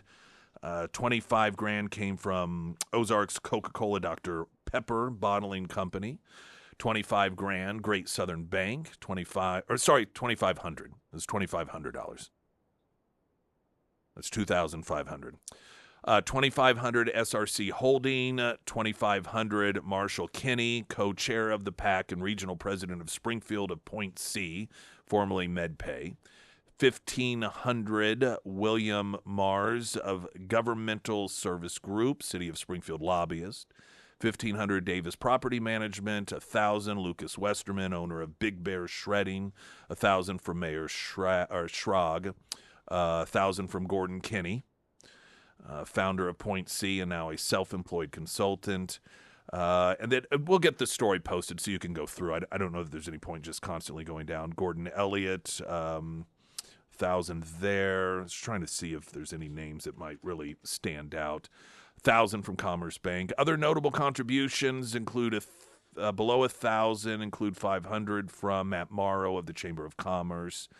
Bob Dixon, who of course was here promoting the cause, as he is the Greene County presiding commissioner, though I imagine that technically the donation is as a citizen as opposed to a commissioner. Another one of those situations where it's a distinction without a difference. The former chamber president and lobbyist from Missouri Association of CVBs, 400 from the president of Mercy, and then it goes on, just to list a few others. With more than 92,000 already on hand, the PAC that the chamber uses, that would be the Chamber of Commerce, to advocate for local issues, did not report any new contributions this election cycle, but that doesn't mean it did not spend any money, writes the news leader. More than 44,000 from the Committee for the Future PAC was spent, nearly all of which went to printing and mailing postcards in support of the ballot measure. PAC also spent $175 on a digital billboard design. A large portion of the existing funds came from when the chamber dissolved into the Good Government Committee in 2023 and transferred all of the chamber funds held by that committee to the Committee for the Future. The PAC for Springfield's Central Labor Council also have come out in support of the convention center tax measure. The Labor Council put $8,500 into the PAC. The committee spending $2,700 on yard signs and larger banner signs advocating for the yes vote. Another $4,725 on billboards. The PAC also contributed $400 to the Greene County Democratic Central Committee this election cycle. So that's a bit of the rundown of some of the folks backing that. So it's very clear that a lot of the big guns are out when it comes to these political action committees and some of what oftentimes are considered movers and shakers in the Springfield area to try and move the needle enough to get a yes vote coming up just next week. Sample ballots, of course, at KSGF.com. Sponsored by Brad Pistole, host of Safe Money Radio.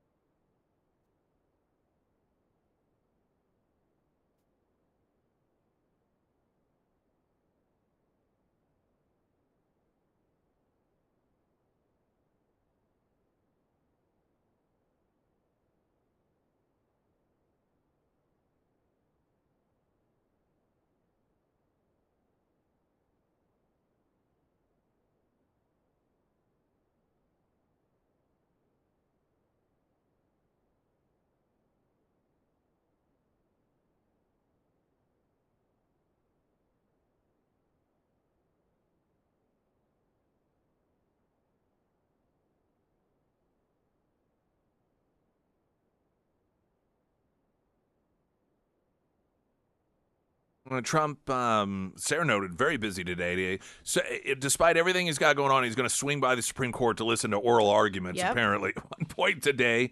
There's a number of religious recognitions, I think, that are going Yep, it's on. Holy Week, and I think they're kicking today off with a breakfast. Yeah, and then he's going to be addressing the nation regarding Iran this evening. What to expect for that? We'll talk about coming up here in hour number 3. We've got news in 60 seconds for Springfield's Talk 1041. I'm Nick Reed.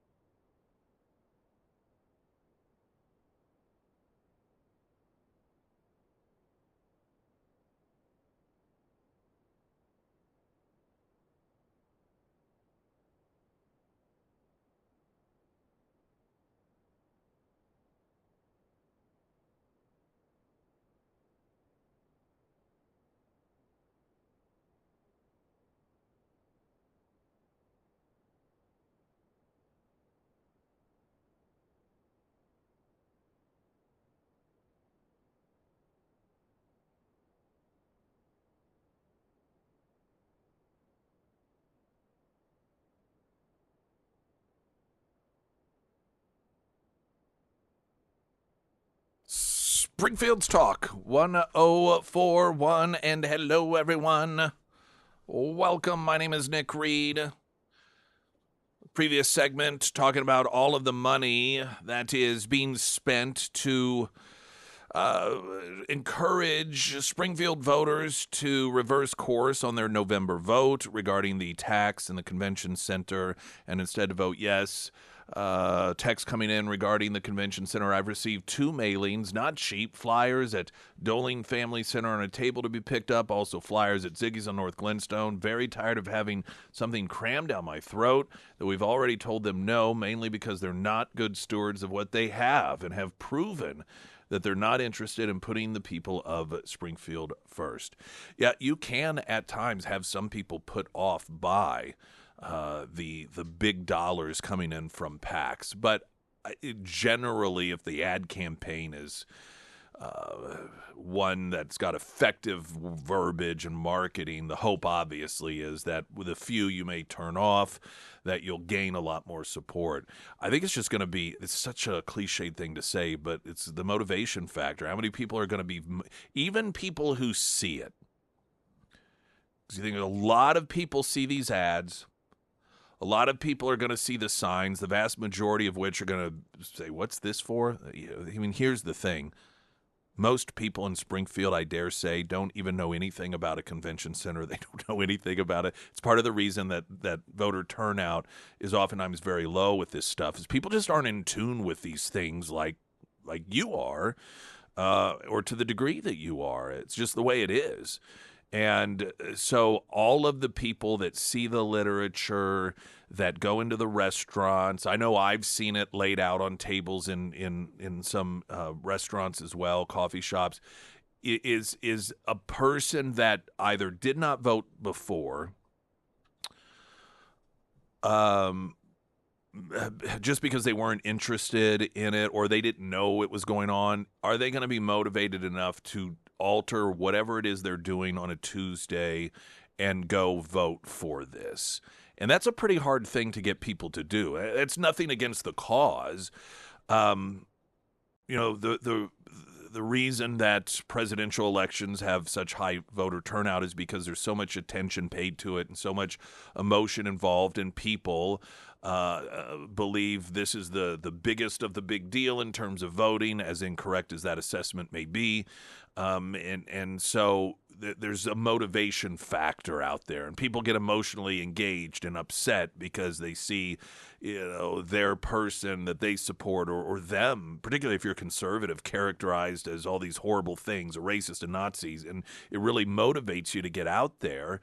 And convention center, I think for the average person, just doesn't really get them excited enough to where they're going to go to the trouble, as little trouble as it may actually be in the scheme of things. I mean, it's not that hard to go vote, but it's still a thing that you got to do. You got to remember to do it, and then you got to actually do it. And I'm not saying this is a positive sign of our society when it comes to making big decisions like this, whether it's for or against. But the fact that the vast majority of people probably just be like, I don't know, doesn't make these things any easier sometimes. Sometimes it does make it easier for one side over the other. But I think with this convention center, it's kind of a toss-up. Well, yesterday was a real red meat day for conspiracy theorists when it comes to Charlie Kirk specifically, because of headlines out there claiming that, for example, the Daily Mail headline, "Bullet used to kill Charlie Kirk did not," all caps, N-O-T, match rifle allegedly used by suspect Tyler Robinson, new court filing claims. Now, as you know already, there's a great deal of interest amongst some people as to their belief that what it appeared to be on the surface, it was not. And that if, Charlie Kirk was actually shot by Tyler Robinson, he was sort of a Lee Harvey Oswald type figure, a patsy in the whole thing. Others believing that he wasn't shot at all. So there's just a number of different beliefs out there. So a headline like that is obviously going to create a great deal of chatter amongst that community, and arguably it's written in that way in order to get a great deal of clicks. Now, in reality, what the court filing is regarding is the fact that the bullet recovered was so fragmented, testing it in any meaningful way to see if it was connected to any firearm just wasn't a possibility, according to the reports. So it wasn't as if there was testing done and the testing showed markings that were inconsistent with the rifle that is said to have been used by Tyler Robinson, but that there just wasn't the ability to do the testing because of the status of the bullet itself. And, obviously that if you're the prosecution, it would be nice to have a bullet that you can say, oh, yes, it came from this gun. So, that would be nice. Not a great win to not be able to match it. But that's a far cry from portraying it as if there was testing done and it didn't match. Two very, very different things.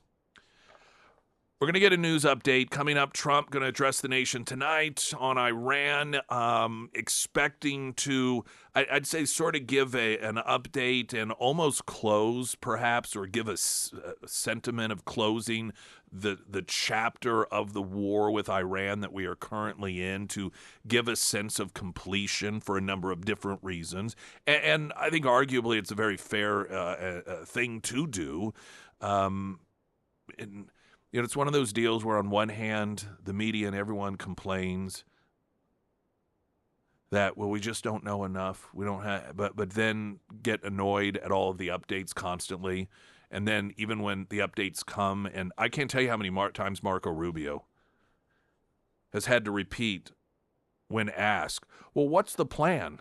In fact, he was on with George Stephanopoulos on Monday, and he told George Stephanopoulos, you may want to get a pen and write this down.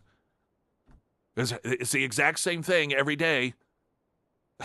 We've been saying this ever since the beginning, yet you guys keep asking the same question over and over again. So I imagine that some of it will be tonight, going over all of that once again in front of the broader audience, Trump speaking directly to the American people instead of people just receiving the interpretation of what it is Trump is saying by way of the media itself.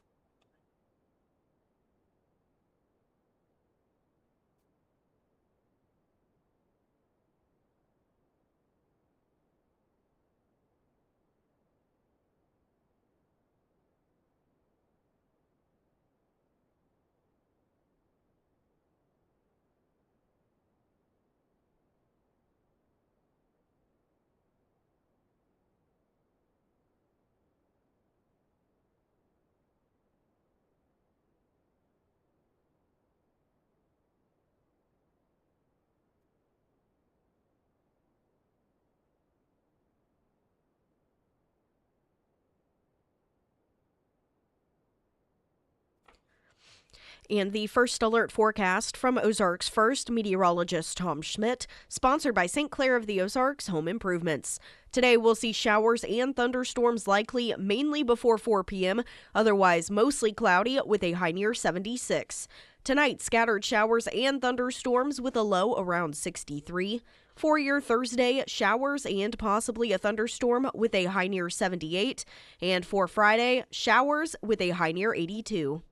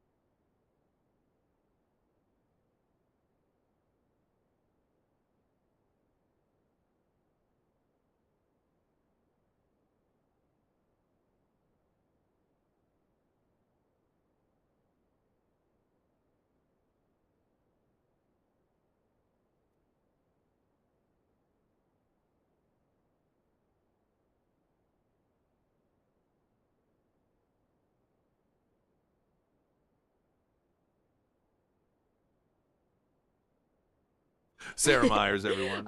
Foreman Mechanical Heating and Air. Hey, if you're a person who suffers from allergies, the Foreman team, they have a service for you. Now, not only do they offer just your typical HVAC service repairs, new unit installs, mini splits, all that good stuff, but they also offer indoor air quality testing. And this testing, it can help detect allergens within your home, and then they can help reduce it and just get you breathing a little easier. And they can do this for your home or your office. So if you are like me and you suffer really bad with allergies, this service might be right up your alley. I keep telling myself I'm going to do it, and I'm going to see Russell on Thursday, so I need to schedule him out and get it done. If it is time to have the Foreman team out to your home, reach out to Russell and schedule your HVAC appointment, whether it be a repair, an upgrade, or indoor air quality testing. You can find all of the contact information for the Foreman team under the Sarah's Endorsements tab at ksgf.com. President Trump set to address the nation tonight, updating the American people and the world on the situation in Iran. White House Press Secretary Caroline Leavitt announcing the address in a post on X stating, tune in tomorrow night, 9 p.m. Eastern, so that would be tonight, 8 p.m. our time. President Trump will give an address to the nation to provide an important update on Iran. And I was trying to see the latest because there's almost always something new. Trump says Iran has requested a ceasefire in a Truth Social post this morning. He posted Iran's new regime president, much less radicalized and far more intelligent than his predecessors, has just asked the United States of America for a ceasefire. We will consider when Hormuz Strait is open, free, and clear. Until then, we are blasting Iran into oblivion, or, as they say, back to the Stone Age. He posted, again, that was just a bit earlier this morning. Some of the other stories within the last 24 hours, Fox News reporting that Trump indicated he thinks that within 2 to 3 weeks of a time frame that we'll have things wrapped up, saying I had one goal. They will have no nuclear weapons, and that goal has been attained. They will not have nuclear weapons, but we're finishing the job, and I think within maybe 2 weeks, maybe a couple of days or longer to do the job, but now it's possible that we'll make a deal before then. Now, I know this is a point that I've made, but it's so easy to get lost on, and arguably the administration has not answered the confusion with enough clarity to really answer the confusion, I guess. And it is, how is it that we're, I thought we took care of their nuclear capabilities. Isn't that what that bombing was about? We celebrated, and we were told that was a great success, but now we're told, well, we have to do this in order to make sure they don't have nuclear weapons. Yes, yes, yes, yes, and yes.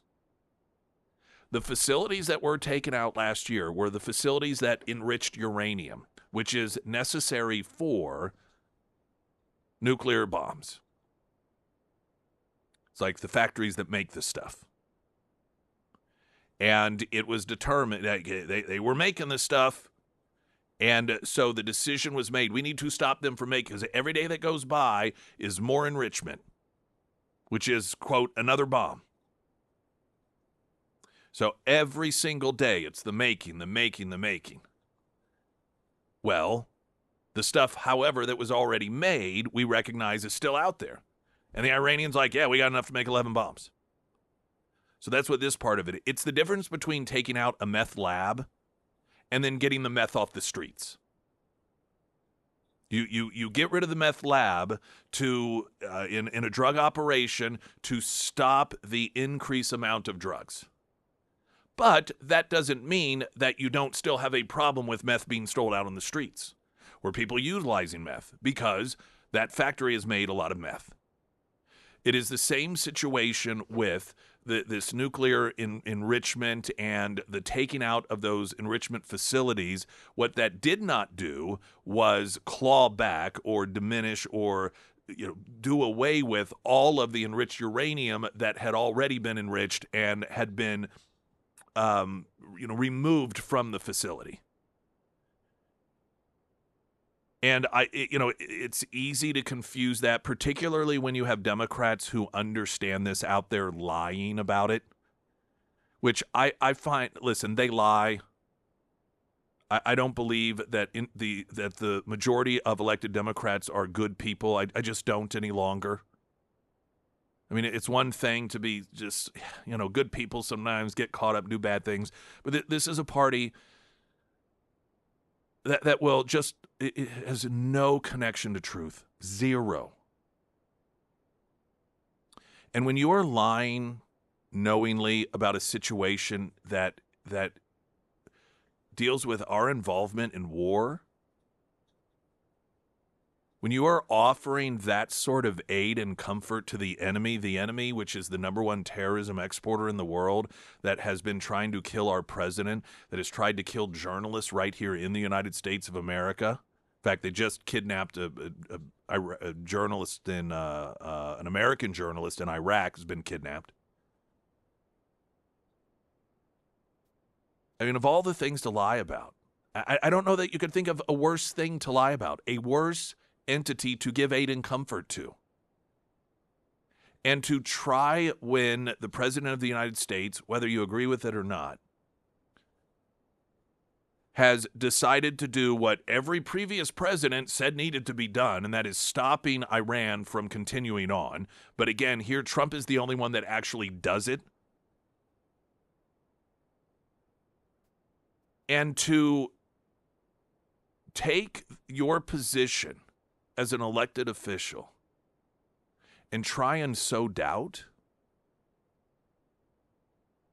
giving that aid and comfort to the terrorist, to try and convince Americans, many of which whose own children are flying those missions or who are stationed in areas that are within reach of Iranian missiles, and to try and convince them that Trump is lying about the nuclear weapon thing when they know very well that the nuclear weapon situation is one that the enrichment process had been destroyed last year, but you still have the enriched uranium out there. And potential delivery systems and so forth, and facilities that could also do some enrichment, and there's just other. They know that.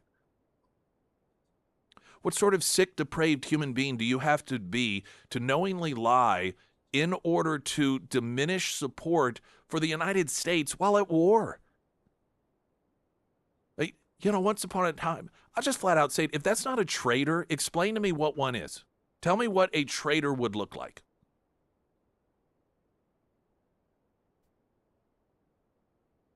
And so just that one component of this, there's so much disinformation that is deliberately spread in order to try and make winning this thing more difficult for America. And unfortunately, you think about it, it's not even from the Iranians that are able to successfully mislead people. It is in this country, the media and the Democrat Party, that has been the most effective in misleading people about what is going on. Not the terrorists haven't even been that effective.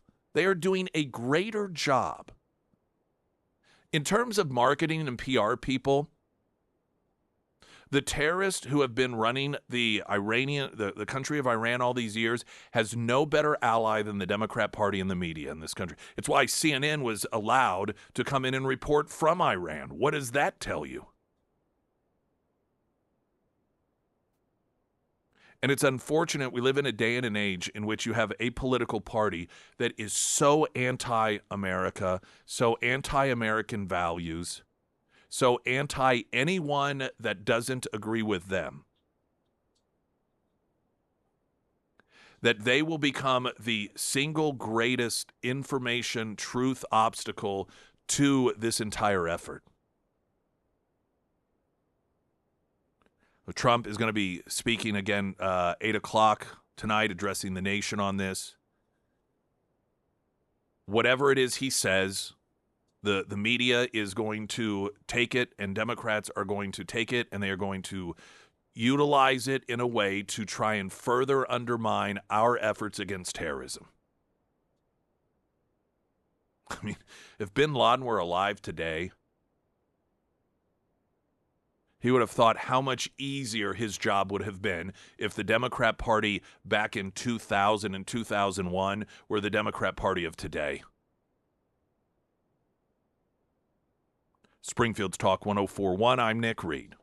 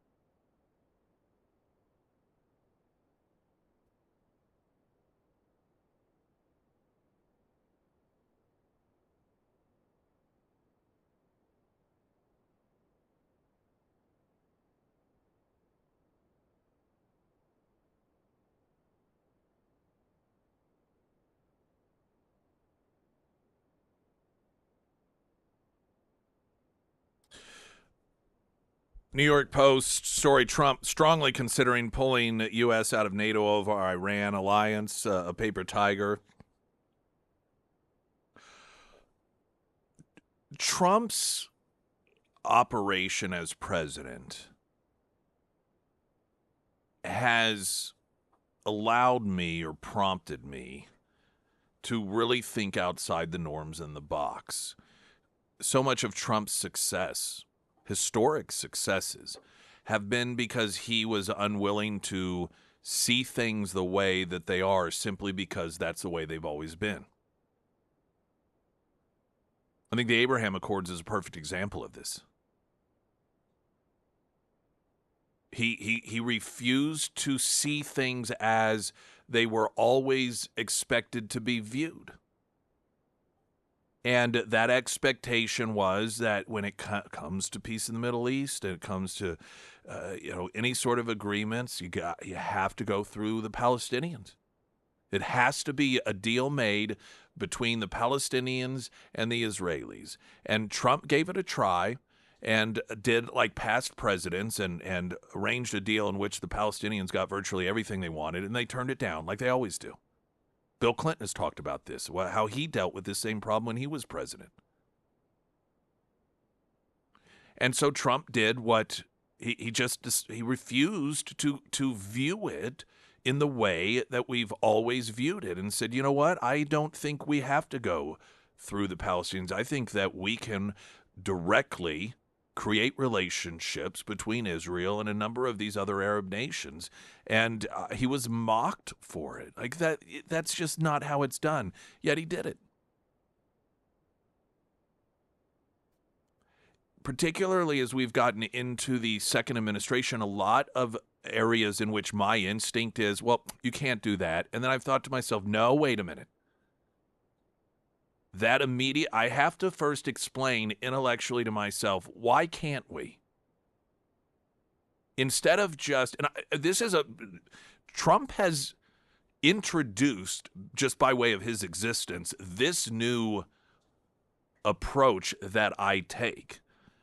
And that is to remove that weakness of the conventional wisdom, that we all get. When sometimes you get approached with this idea that is way out in left field, you're like, well, you can't do that.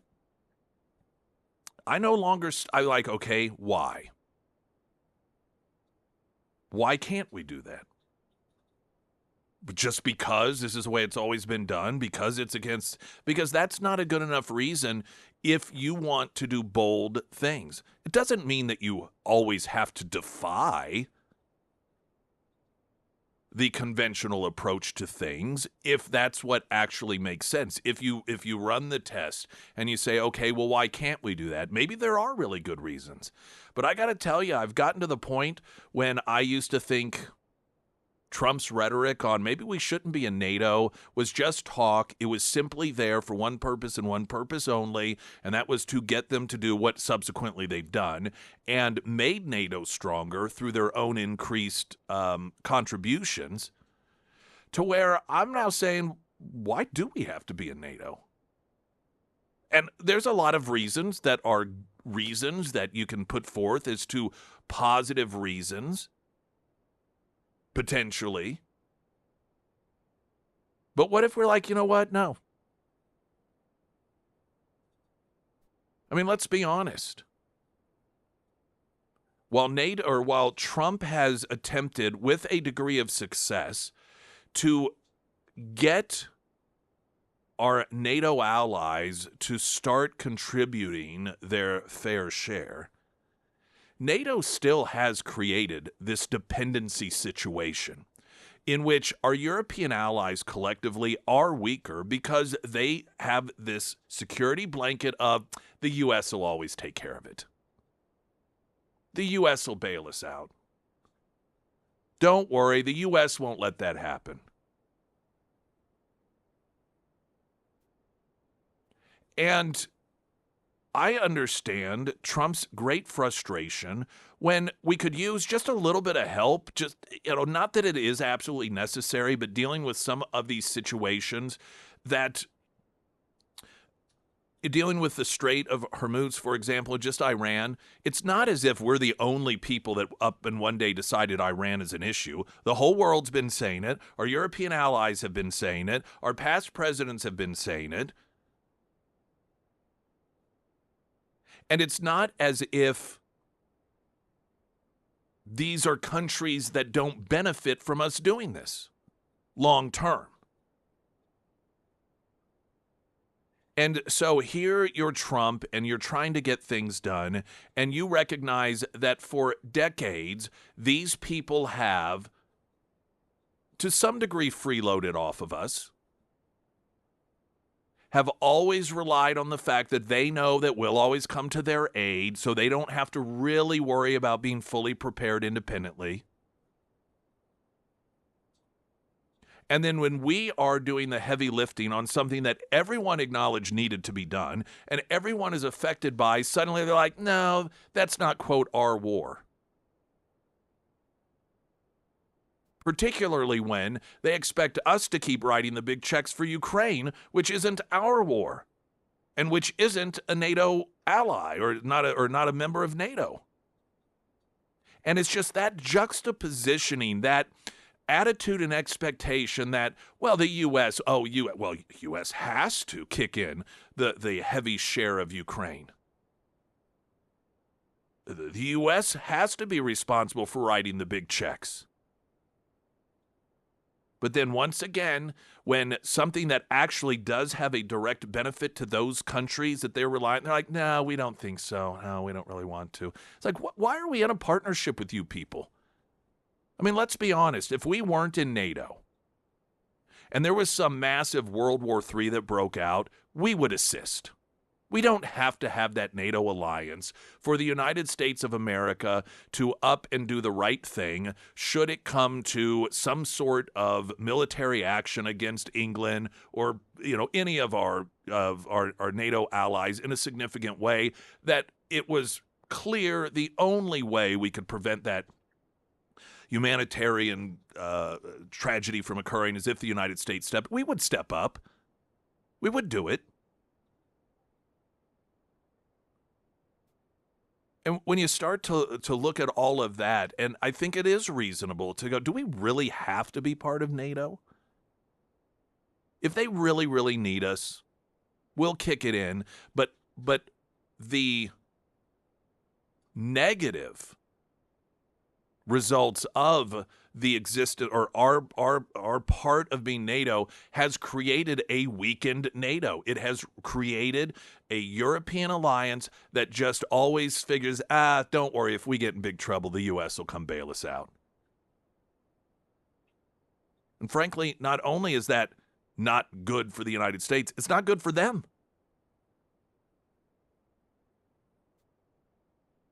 That's just something to think about. Springfield's Talk 1041. I'm Nick Reed.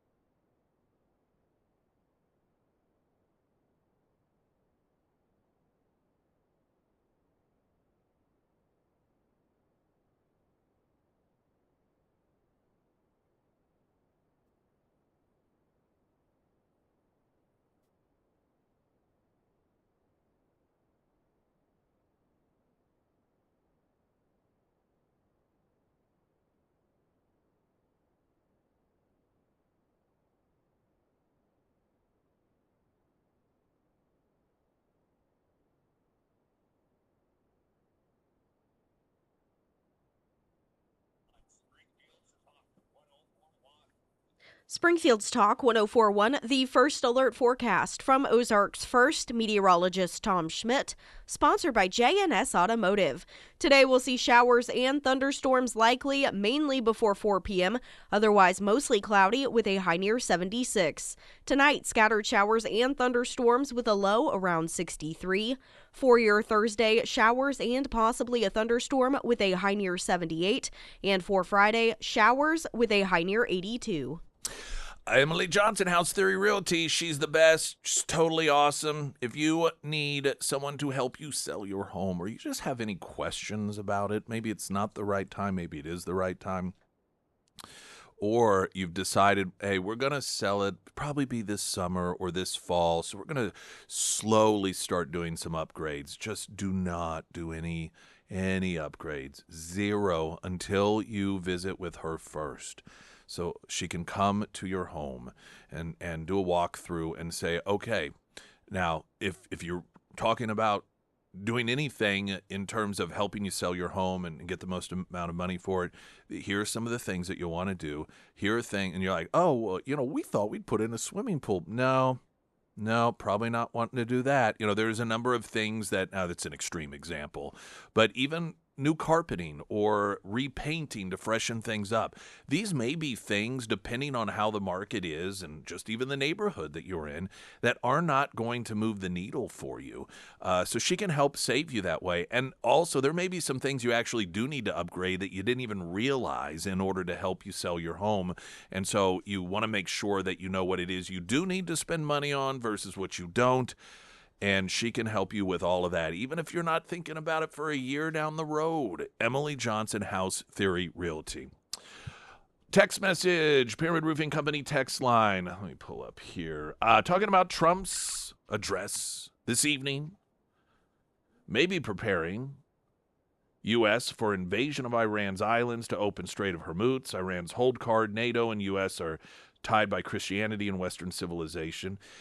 Well, here's the thing. It's Trump, so yeah. This is something that has been talked about. It really would change drastically the mood of the country on this operation. And this is a challenge that the U.S. has right now. We have military bases stationed all over the world, all over the place. That's not an uncommon thing. We have them in places that most people probably like, why do we have them there? That seems like a dangerous place. We have all over the planet. We have U.S. military personnel. Conversation about that little piece of island land in which this massive amount of energy flows in Iran, and whether or not we would send troops there in order just to kind of run things. The challenge that I think we have is, let's say there's a scenario in which, all right, we feel like we got everything at bay here. We don't really have any military fears coming from the Iranians at this point, and so that would be a relatively safe thing to do, and to sort of get things up and running and to control that area because it is significant, and really it be another setup like we are at any other given country or in any other given country, whether it's South Korea or Germany or other areas of the Middle East like Iraq. The challenge, though, is to have Americans recognize it as that, which is something that we've become comfortable with, as opposed to the way that they would see it, along with, obviously, the help and promotion of the Democrats, that this is putting boots on the ground for the purposes of a ground war. And, I don't know that we are in or would be in or would ever seek to be in a position where a scenario like that could play out. But I could see a scenario in which militarily Iran is no longer a danger. And it behooves us to have some sort of ground military presence there, just like we do in the UAE or some other Arab country, to whatever degree it is. But the difficulty of countering the narrative that the left would push, that this is a ground invasion, that this is boots on the ground for military purposes, as opposed to the stability purposes that we have determined comfortably it serves in so many other parts of the world. I think about one of Trump's personality traits that has become a very effective tool. And that is uncertainty. When you're dealing with Trump, not having a clue what he's going to do. He does that very deliberately because it works in his favor. Ironically, Democrats have helped him have power over so many of our adversaries because they have helped create that persona, particularly during his first term. When dealing with North Korea, when dealing with he's going to start World War III. Donald Trump is a lunatic. He's crazy. Every time they talk about the 25th Amendment, that is just a power level up over our opposition in the world, because it just reinforces this idea to our enemies that this guy is crazy. He just might do it. And I think about how different it was, because it would be it's the element of surprise, right? That's what it's ultimately about. If people do not have the ability to predict where it is you're coming from, what your next move may be, that really disarms their ability to plan for it. They have to plan for more things. which makes the element of surprise so much easier if you are the United States under Donald Trump and you have to deal with a country like Iran. And I think about that element of surprise and how that has always been recognized as a strategic advantage when it comes to war, but how much easier it was back during World War II when you and I, Americans and the enemy, everybody's sitting at home, and the only thing they know about what's actually going on is the newsreels at the theater or over the radio, an address from the President of the United States and in the newspaper. And so the element of surprise was so much easier then, though it obviously you dealt with spies and counterintelligence. But you didn't have the entire world watching 24 hours a day, 7 days a week. You didn't have the media out there, constantly demanding answers. And while some people could say, well, Trump, he shouldn't talk so much. Well, if he wasn't talking to the press, they would be speculating. And so the approach in keeping the enemy from being able to predict your next move is much, much, much different today than it was back during Vietnam or World War II or even the first Gulf War. And Trump's oftentimes apparent inconsistencies in the things that he says. Like one day he's talking about, yeah, I'm talking to the president over there and it sounds good. And the next minute he's like, I'm going to blow the smithereens out of them. That you can argue it's not intentional, but that is beneficial to the United States' approach, or the United States' approach of trying to keep the enemy from knowing where it is we're coming from.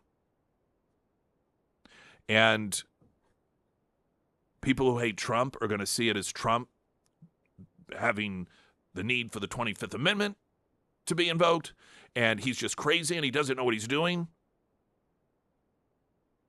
But I think if you recognize how it is that Donald Trump has operated his entire life when it comes to making deals, the art of the deal, when it comes to having the upper hand over the opposition, he has been pretty consistent. And this way of messaging, whether one likes it or not, is consistent.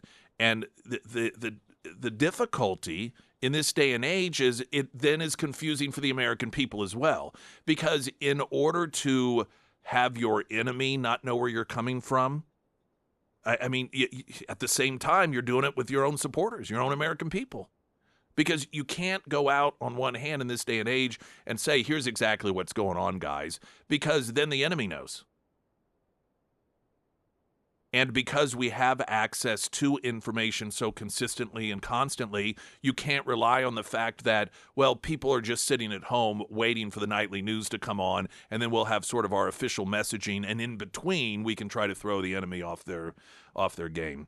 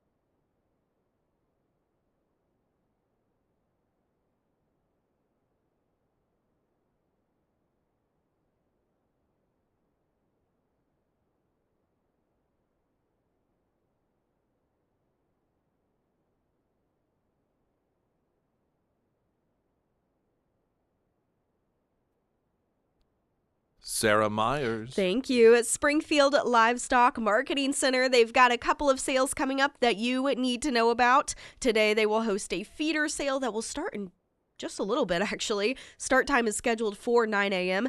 And then on Saturday, they will host the 96th annual four-state Angus sale, and that will start at 12:30 p.m. Now, if you can't make it out, but you want to attend virtually, Springfield Livestock, they have live streaming options and online bidding available. And if you're ever interested in selling, they accept cattle 7 days a week, and they have field reps across the KSGF listening area that can answer questions or even help you haul.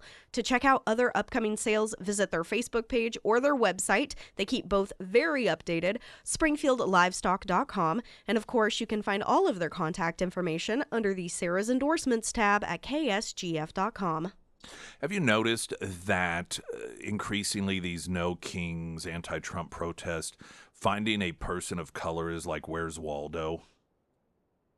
I mean, it's virtually a sea of white people. And that's not to say that you don't occasionally find a person of color, but it sure ain't a reflection of the country when you do the breakdown. And I seem to remember a media that any time, particularly during Trump's first term, it's like, oh, look at this group of Trump supporters. Look, there's very few. Look how white it is. Why is it so white? You notice they don't have that concern when it comes to the anti-Trump protest. There's no evaluation of the lack of diversity and how it's seemingly virtually all, or at least 99.9% of white people. Isn't that interesting how that works? I don't know why I turned my microphone off just then. Now, this, I kid you not, are you ready for this story? Yes, I'm ready. A nationwide general strike is set to take place April 5th. Organizers calling on all Americans to come together and take part in a coordinated effort to force big change by applying large-scale economic pressure. Are we really doing this worthless thing again? This is not from last year. This is not a repeat of the how many times have we mocked the fact that we're really going to show them now. What day is it scheduled for? April 5th, it says. That's Easter. The action is being organized under the banner of General Strike 2026, known as Strike 26. Well, I mean, this is hilarious, particularly for restaurants, because what a huge restaurant day Easter is. Yeah. I mean, it's a massive day for restaurants. But, I mean, it's just, why is it happening on April 5th? It's the same thing. It's nationwide strike to call ICE to stop murdering and kidnapping people and to remove the entire Trump regime. So that whole election and democracy thing, once again, irrelevant. Throw that out the window. Throw that out the window in the name of democracy.